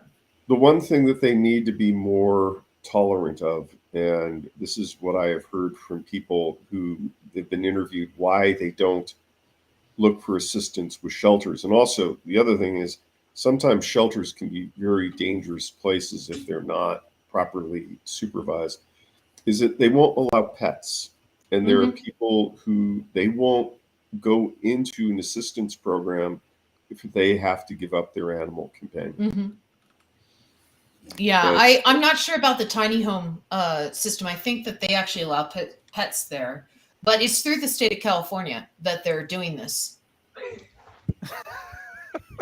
Well, I don't have anything to add. This is a very serious discussion, and it's Sorry, at least we're not talking about eating. I thought, there's no. I don't know what the roots of homelessness is, or the cause of it, or the solution. It's a really difficult problem. Yeah, it is a mental health issue. Homes solve homelessness. Tanuk, I just want to say on your statistics there, get scammed 9 out of 10 times rather than. So on all the time I've given out money to people in San Francisco, I think there were 3 times where the person was legit about like food. As it's probably worse than 9 out of 10 times, but it felt pretty good because the guy was like, do you have any money for food? And I'm like, sure, man. What do you want me to get you? And he was like, I want a ham on rye with mustard and a large diet Dr. Pepper, and you can get it right across the street. Like he had his game together. And that did feel pretty good. Last Christmas, I gave a 50 to a guy because he was standing in the section between, the traffic going this way and the traffic going that way at the intersection. I forget the little divider area. And so he was standing there and he had a sign saying father of 6 and, unemployed and, trying to make it. Anything helps. God bless. And I was relatively far back in the line of cars, but then I saw his wife carrying, 5 kids in tow and then one in her arms, come over and give him a soda and kiss him on the cheek and then, go back. And I went, man, that's a guy with 6 kids. And so I happened to have a 50 that I had gotten in tip money. And so Ian didn't even know about the 50 in my pocket.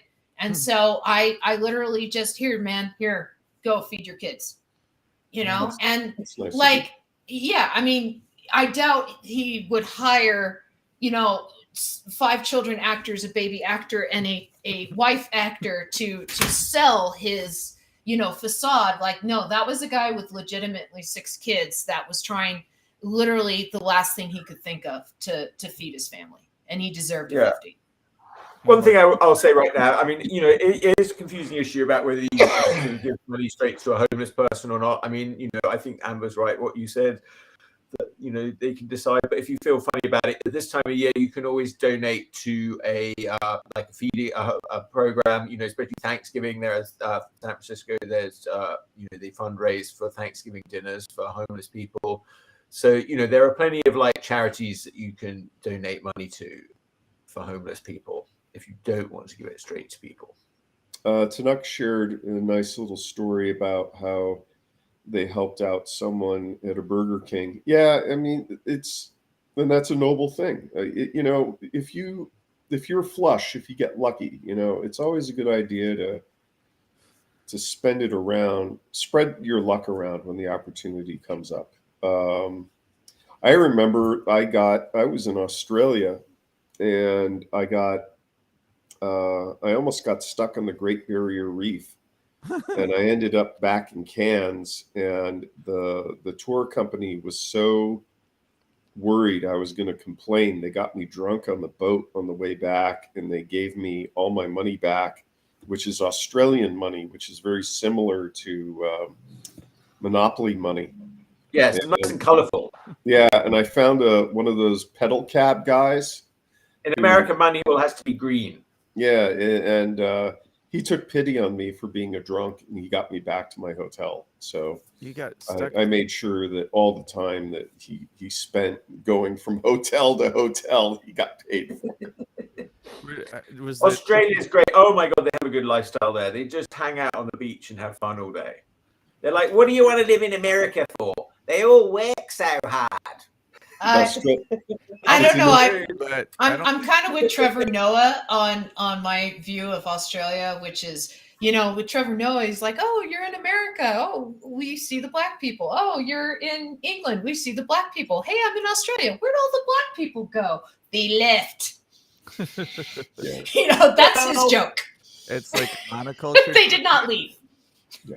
I don't know. There's not. Yeah, I don't remember seeing a lot of black people in Australia, but there's a lot of Asian people. More Asian people, there's a lot there, but yeah, the natives of Australia are treated awful. Well, there are the Aboriginal people, and they are not. You don't tend to see them much in the cities. That's true. When I was there, I mean, yes, you don't tend to see them much at all because of the genocide.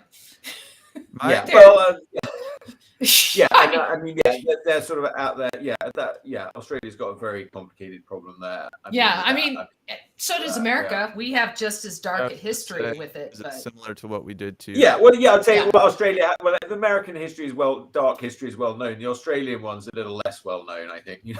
Well, because we're not from Australia, it's probably well known there.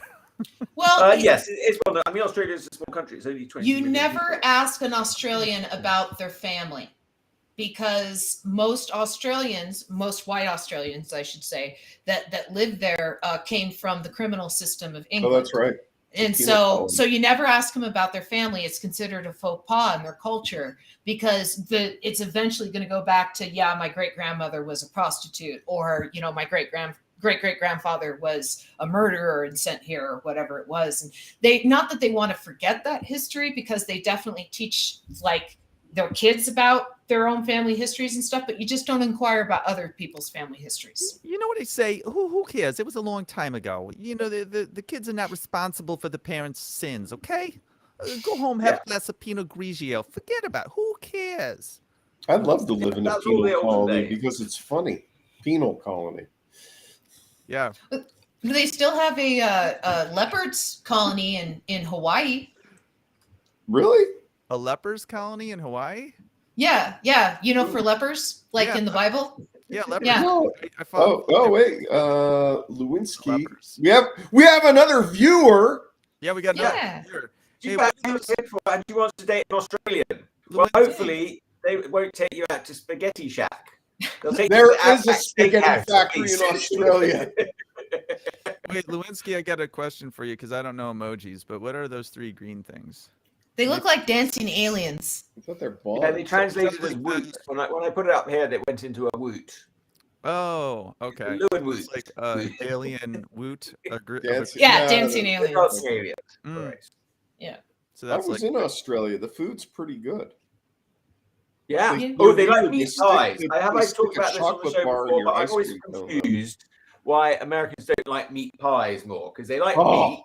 And they like pies, but they don't like meat pies. Like Australia, everywhere you go, there's meat pie. England, everywhere you go, there's meat pie. With our apple but pie. here not. But then I noticed that I'm a fan of shepherd's pie, and that's a pie with meat in it. Don't even get. Well, here's the thing. I noticed that people here really like the story of Sweeney Todd, the demon barber. So then I realized that Americans, they just don't trust pies. They'll eat a hot dog. They don't care what's in that. But if it's a pie, they automatically start thinking it's got people in it. Okay. That's right. Ian doesn't like cake. He likes pecan pie. Ian doesn't like cake. He likes pecan pie. So every year for his birthday, I have to bake him a pecan pie. Oh my God, pecan pies. What's not to love? I mean, it's just a big piece. Why don't you just buy one from that pie place you go to? Because I like baking. too. Okay. Yeah, I got cookies in there that I made the other day, and baking is fun.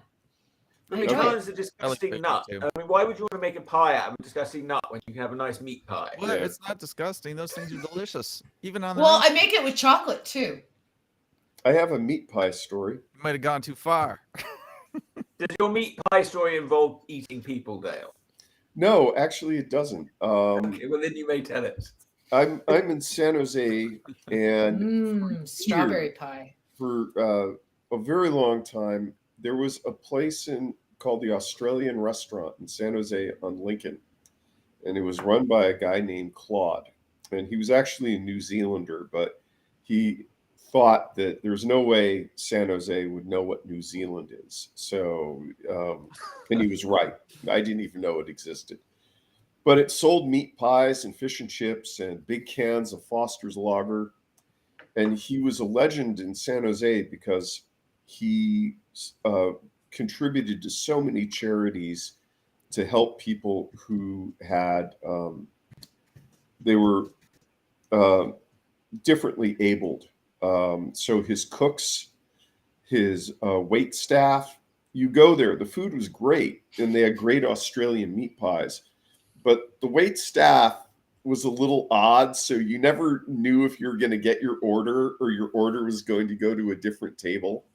But you knew that the place was like that, so you were keeping an eye on things. Sadly, Claude has passed away. But the side effect is there's the meat pie vacuum in San Jose. So there's this cult of the meat pie. Where in San Jose can you get a meat pie? So there's the Britannia Arms, they're okay. And yeah, I mean, when people are going to a British restaurant to get their food, you're in trouble. Yeah. There's a Great Britain fish and chips place that is native to Colorado. There's a couple locations throughout Denver and Aurora and stuff like that makes fantastic. You're so close to the sea there. What, fish and chips?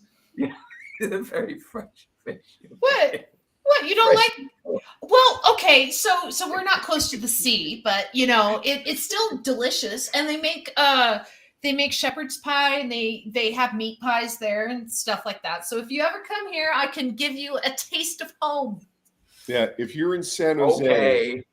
The place you want to check out is the Celtic Tea Shop on Pearl Avenue, because it's one of the few places that I know of that still makes meat pies.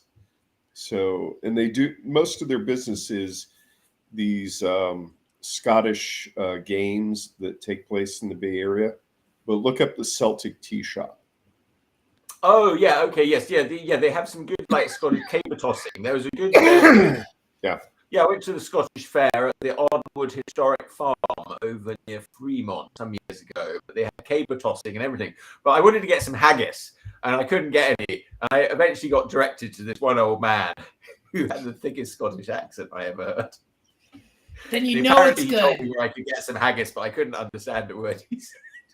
Yeah, the Celtic Tea Shop, I think they did little haggis pies for Burns Night, and they were also experimenting with vegan haggis with mushrooms, and it was so good.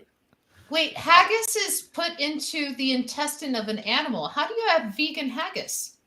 Yeah, it was in a pie crust. Vegetables. It was a pie crust, and I forget the grain that the meat is mixed with that goes into the stomach. I think it was barley. Authentic haggis. Never had it. Never had haggis. It was delicious. But yeah, it's hard to find. Like San Jose for a while had a place that did empanadas. And they did all kinds of, because they were doing empanadas, they were also doing pasties. If you guys know what a Cornish pasty is. Beef, turnip, forgetting what the other ingredients are. But sadly, that didn't make it. I love a good Australian meat pie. I feel like, vegans should leave some things alone, like not try to make everything No. vegan, and haggis might be one of them. Like, just leave that alone. Like, you And got well, stuff. I like having vegan options for things because there was a long period of time where I couldn't eat beef or have dairy because my stomach mutinied on me. And so, I was exploring vegan and vegetarian dishes and stuff. And there's a lot of really good dishes. Those options are great to have, but I'm still a meat eater. I still like meat. All right, I forgot a big important news story. They just officially, the USDA just officially approved lab grown meat. Yeah. Human consumption. No, thank you. So Yeah. is lab grown meat vegetarian? Yeah, is it?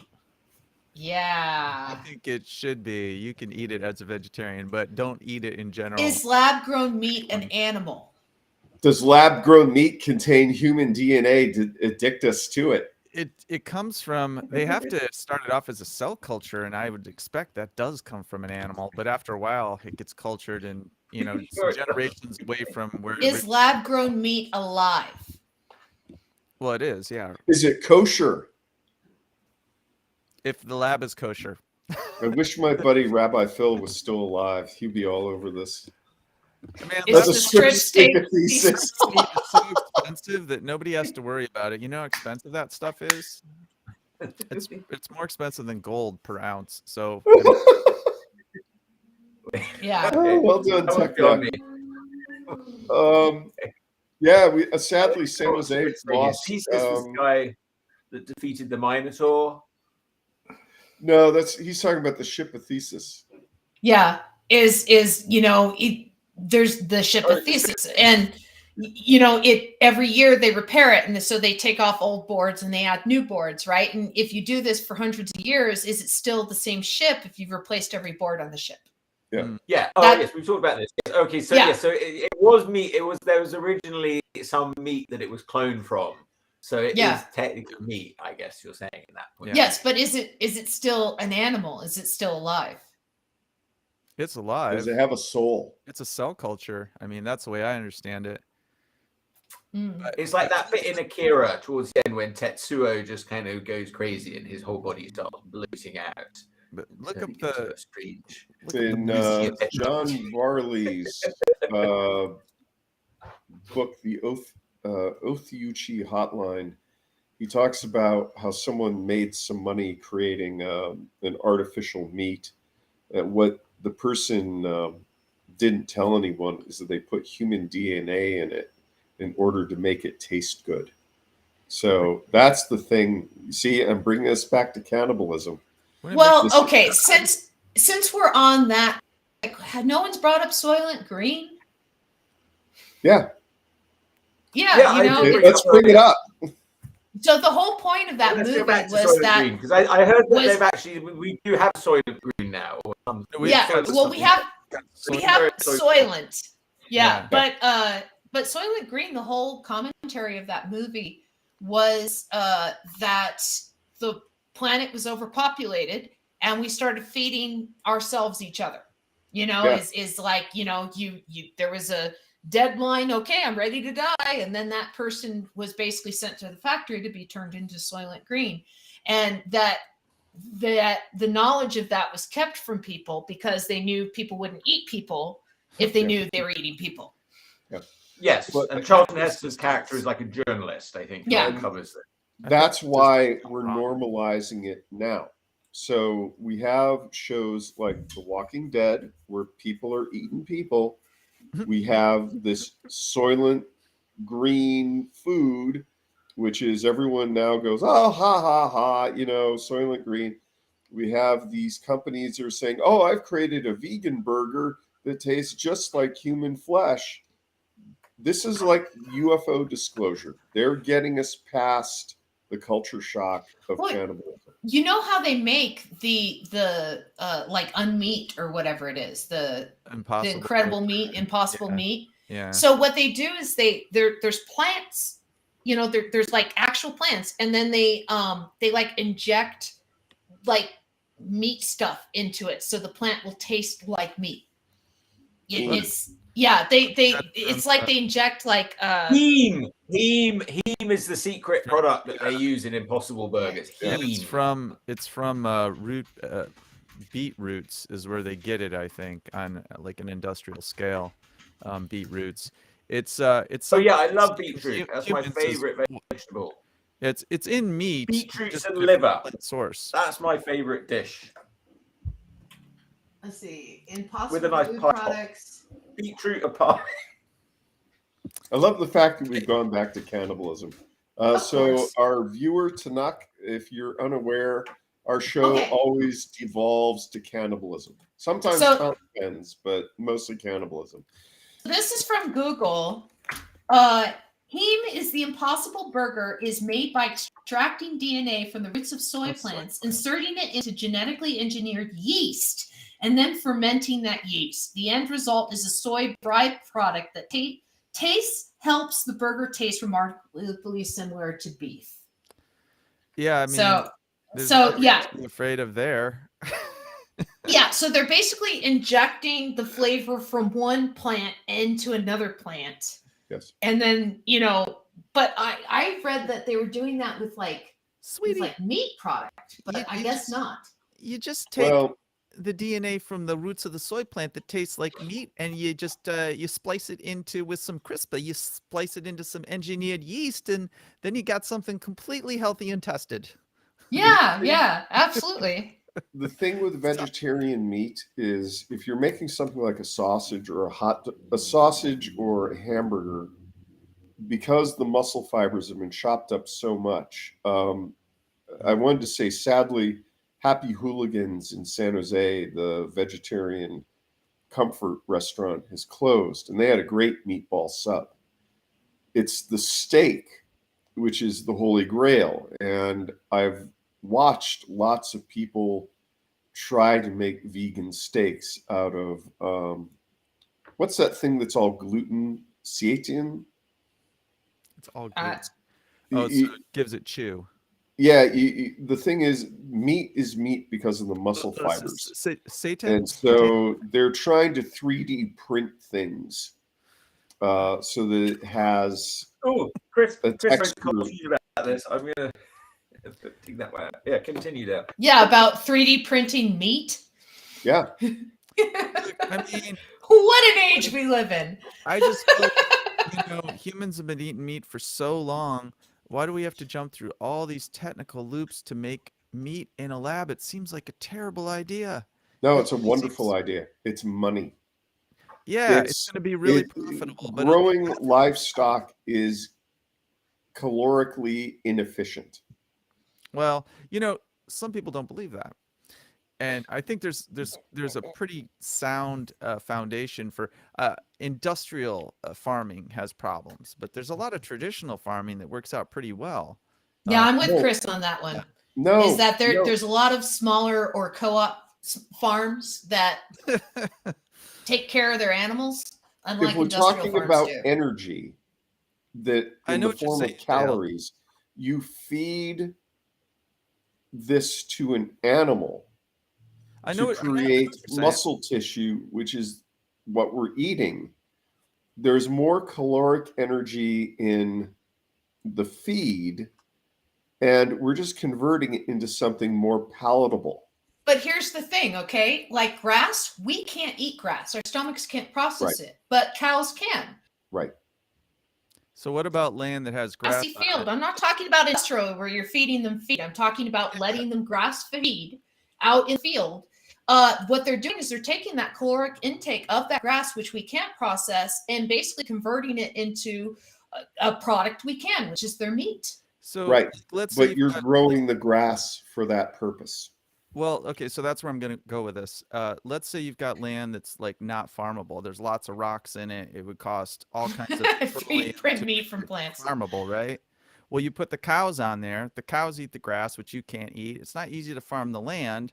So that's kind of a win-win. You don't hear about that talked about much because there's this giant push to get people off meat. There's this giant push to make everybody vegetarian. And I don't think it's going to be healthy for people. I mean, like 10,000 years ago, That's farming funny. came along, and all the skeletal records got shorter and less robust because we didn't really understand that eating all these grains was not such a great idea. Now we're not there anymore, but I think if we push this industrial stuff, we're gonna have the same type of problems, and it's gonna be for us, not like the humans 1,000 years from now, if there are humans then. If you can't tell the difference between a beef steak and an artificial beef steak, what does it matter? Well, because there is some kind That's of the like, Matrix question, isn't it? Like where Cypher was eating the steak and he goes, I know the steak's not really here, but my brain tells me it tastes good and I'm going to eat it and betray my people. Yeah. But none of us are really here. I mean, when you look inside of everything, there's nothing but a fuzzy blur of probability. Like I said, the universe is when elements kind of come together in a pattern and then haunts itself. And that's life. I just feel that like we live in a comic strip. Messing with nature, like nature is a really kind of a bad idea. Like messing with millions of years of evolution for foods that we've historically ate, and splicing things together. That's just a recipe for problems. That's not entirely true. Look at broccoli and cauliflower and Brussels sprouts. All of those come from wild mustard. That's a completely different process, though, that can actually occur in nature. What's going on right now, splicing genes with CRISPR, would never occur in nature. You can have genetic selection in nature, and we've been doing that forever. But those two aren't. Well, they did it through grafting, which is not a natural process, where they literally cut the plant in half and then tie the two halves together and force them to graft into each other. I still think it's a huge, I mean, if that's true, I don't know. I know we do it with apples and stuff, but it's still a completely different process than what we're actually doing today. People, I mean, I've seen Neil deGrasse Tyson talk about this, and I'm like, you shouldn't be talking about this. Go back to astrophysics or whatever he does. It's like, CRISPR technology is very different than natural selection or grafting. There's all kinds of problems with CRISPR that doesn't get talked about. There's a whole lot of cloning that has to go along with this stuff. I mean, you can take genes from a different kingdom, like animal genes, and put it into plants. No one's tested this stuff. And, generation. Yeah, you can grow a human ear on the back of a mouse. You've been able to do that for like 20 years. Yeah. I mean, like, if you want to go, I'm kind of like this. If you want to go there, that's fine. I'm just going to eat that cow. I'm just going to eat that cow that's been around for a while, and I'll just eat that. And then you can have you can try the lab grown meat and stuff. At the same time, they used CRISPR in the COVID vaccine, and they were able to break down the DNA of COVID and make the vaccine from that. Well, see, Chris, the problem is, the thing is, we're not the same people that existed thousands of years ago. We've been changed so much by. In most ways, we are, though. We're not. Genetics move very slowly. We are very similar to the people we were 10,000 years ago. No, we're not. Genetics do not move fast. Yeah, really confusing. Once you have a technological society that takes care of the weak, you're interfering with natural selection.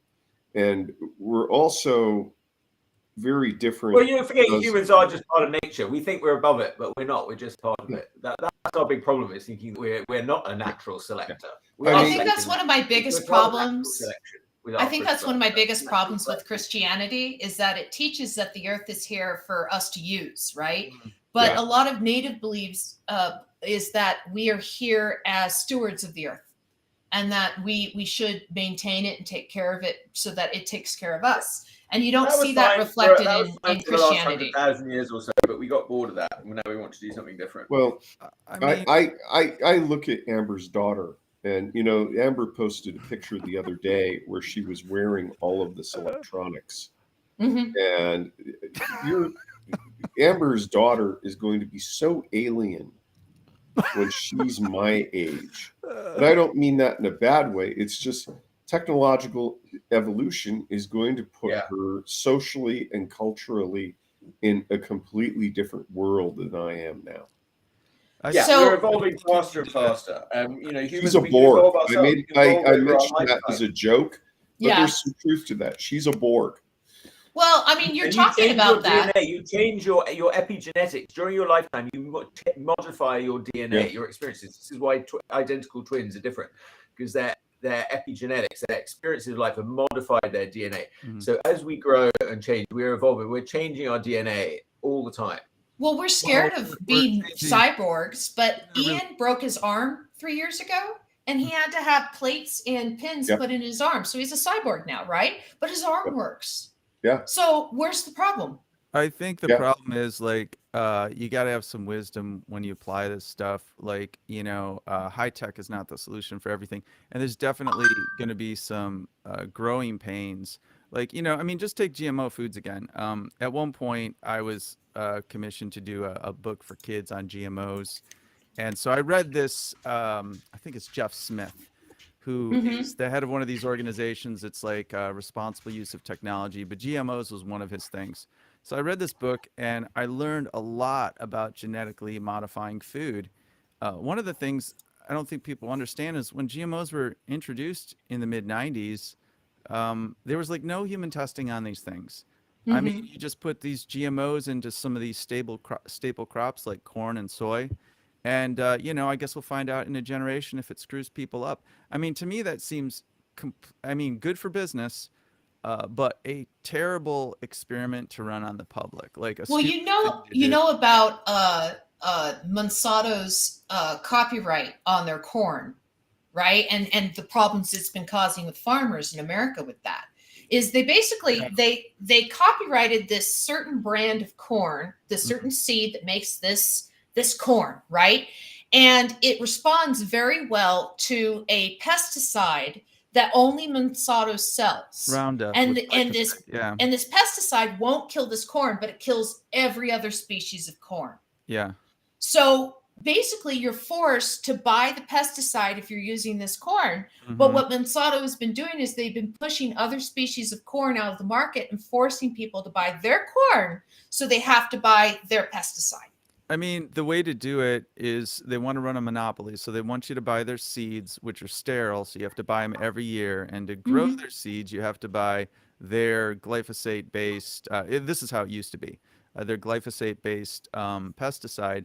And so the whole point is to monopolize food and have these big monocultures, which, again, good idea for money, bad idea for people. Bad idea for the environment. They've done experiments where they've looked at the biodiversity of cornfields compared to other areas. And the Monsanto cornfields, you get like grasshoppers and that's it.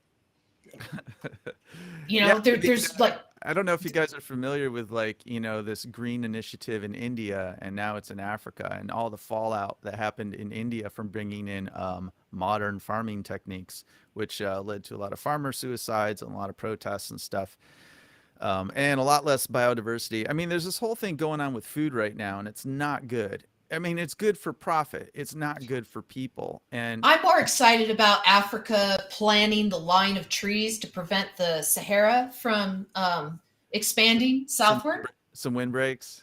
Well, no, more than windbreaks. They're planting something like 50 miles, a barrier of about 50 miles of trees between the Sahara and then the greenlands that are south of the Sahara. There's an area that between the sands of the Sahara and between the greenlands that's kind of a deserty brush area, and the Sahara has been encroaching upon that space for hundreds of years. So there's this plan amongst something like 40 different African nations to plant trees in this brush area to prevent that encroachment on the Sahara.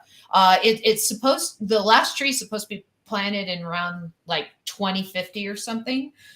They've planted so far like 40,000 trees. Well, Man, people always messing with stuff. the problem is we're dancing around the big problem, which is, do we really need to eat? And do we really need to eat the way that we do? I mean, I've watched my techie friends try to get out of a meal, and I've watched seniors do this too, where you just drink a supplement once a day to replace one meal. I mean, we eat a lot of stuff that we shouldn't. We eat for entertainment. We eat for stress. I mean, should we revisit? Should we even be eating at all? Yeah, we should just have like nutritious drips and spend more time on art. Well, So- the Jetsons had food pills. I think that well, I think it was time to wrap it up a bit. Got to make a few little announcements.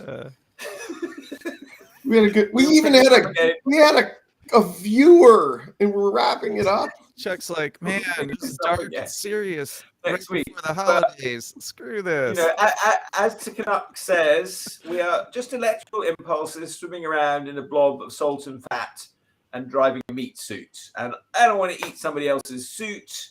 And, you know, that's as far as that goes. Yeah.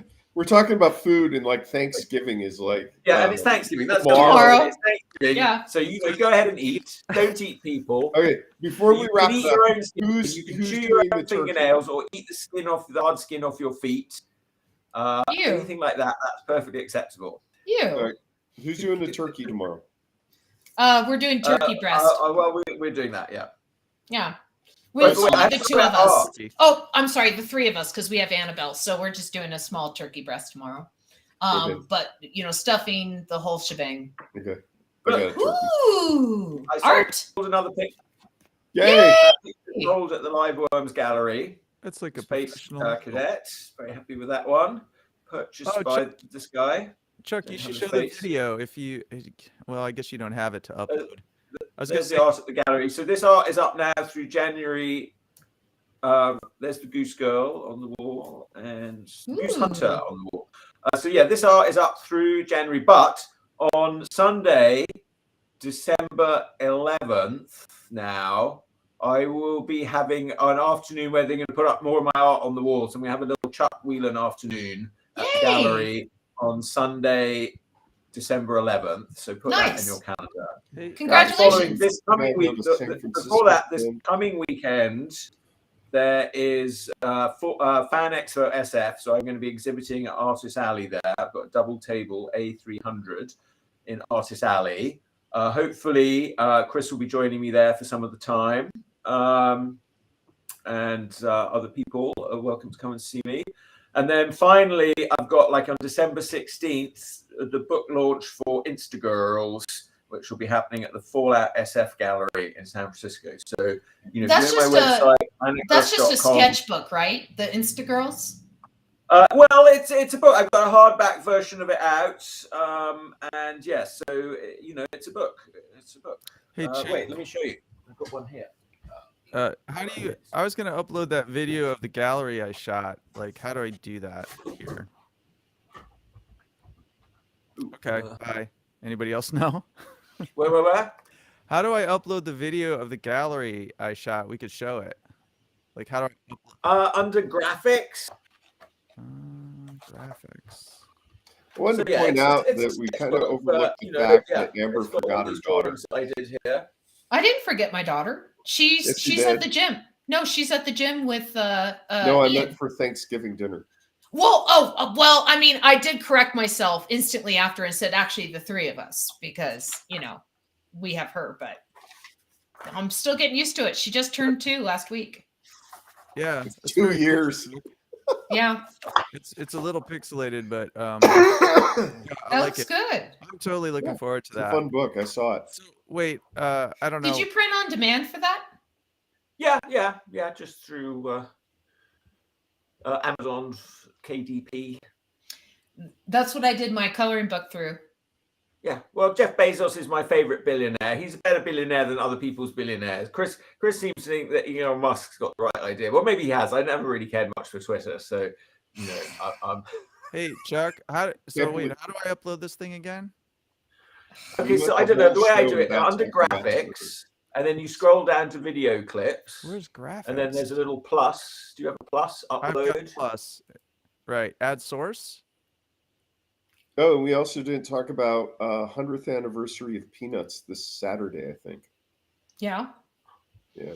Yeah, I Oh. think Andrew Farrago is going to have something at the Cartoon Art Museum to celebrate. I think Joe Lowe's is going to be also at they're the going to be museum. exhibiting at the Fan Expo. He was the one that kind of got me into going to Fan Expo because he said they were going to be there. So I don't know if they're going to do that at the Cartoon Art Museum as well. I'm out of the loop. On that note of Andrew Farrago, his wife Shannon Garrity just sold a Lovecraftian story for an anthology. Good for her. Oh, yeah. Yeah, and you know, she works at Viz. She works in the translation department.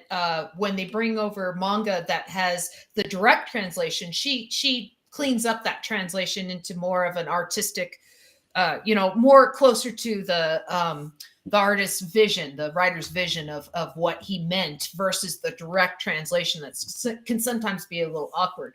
And so, yeah, it's really neat seeing her post online about her job and like, how do I translate this sound effect and things like that. It's really cool. I've met her. Oh yeah, well yes, she's been there for a very long time, I think. She was doing she was working with someone else and they had a graphic novel, something Manor. I can't remember the name of it. Yeah. Well, we haven't. Did we have her on the show? We've had her on the show. I've had her on like the previous iteration of my podcast. Did she come on? Did we have her on when we were doing? I don't remember. We should have her on again. We had Andrew either. We need to have Donna, and we need to have Andrew. We need to have Shannon. Yeah. Sorry. And I ought to reach out to Scott Shaw and see if he would like to be on the show. Yeah, he's pretty active on Twitter, and so it would probably be a pretty good way to reach him there. We need a guest booker because, you know, the thing is, like, booking a guest, it requires a bit of kerfuffle. There's always a sort of bit of back and forth. Got to get it all sorted out. Got to give, you know, I'm like, okay, I don't really have time for that right now, and I don't get around to it. I should do that, but I'm a horrible person. I have a daughter. You guys have lives, and I don't. What's my excuse? I got a daughter too. She's 15. Does that count? Yeah. She takes care of herself. Hey Chuck, I'm uploading this video that I shot. We'll see if this works. Okay. Yeah, maybe we could show it as well. We could show it today, but we could show it tomorrow. But anyway, the gallery thing is ongoing until what, December something. Yeah, and you can see the video on Facebook and YouTube. YouTube channel again. Planet Earth on YouTube, where you can find this show.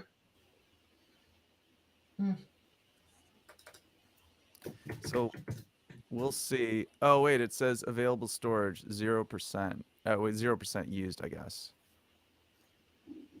All right, let's see if I can. Want to see if I can do this, Chuck, or you can do it. Yeah. Too. So if I go under add source and I pick video storage. Oh shit! It's saying I don't have any. Huh. It's saying that there's no videos uploaded. I think you might have to figure this out when we're off the air, and we'll try and do it next week. Like that. I mean, next week. It's not going to be next year already. Next week, yeah. Okay. It's good to figure out. In the meantime, please go to Planet Earth Entertainment YouTube channel, Planet Earth on Facebook, or Urfspace at Urfspace on Instagram, Urfspace.com, planetearth.com. That's where we are. And Chris has made some pretty awesome videos of our trips to art exhibitions recently. You know, we're revitalizing the San Francisco art scene. Single-handedly, me and Chuck. Doldrums, but apparently it's coming back now. And yeah, you're welcome. And by the way, there was some bad news. Joanne Madonna, her husband was in a horrible car accident. Paul Madonna, who's like quite a well-known artist here in San Francisco. He paints like landscapes. And wait, I had a picture of her somewhere. Here we are. Here's a picture of Chris and I with Joanne Madonna. That's not very good watching your face.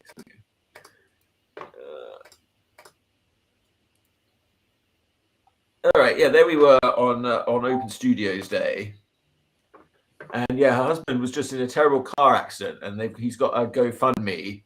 Oh no! He was driving a smart car through Golden Gate Park, and apparently a big Mercedes crashed into him. But fortunately, his drawing hand was okay, but the rest of it was pretty messed up. And that's the problem with those smart cars is people in the United States aren't used to the visual silhouette. Well, they're quiet too.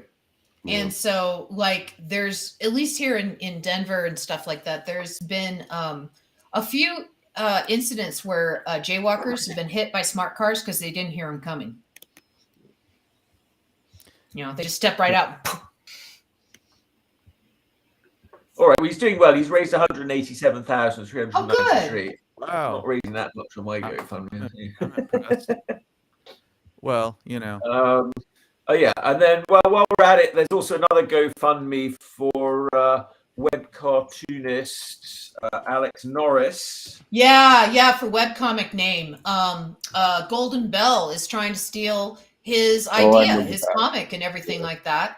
And so he has a GoFundMe right now for his legal battle because he's Welsh, and Golden Bell is an American company, so he needs to fight this in the international market.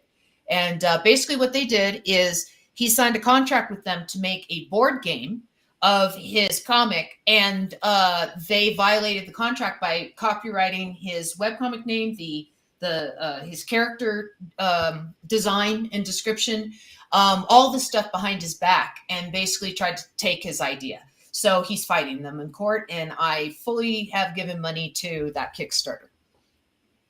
GoFundMe.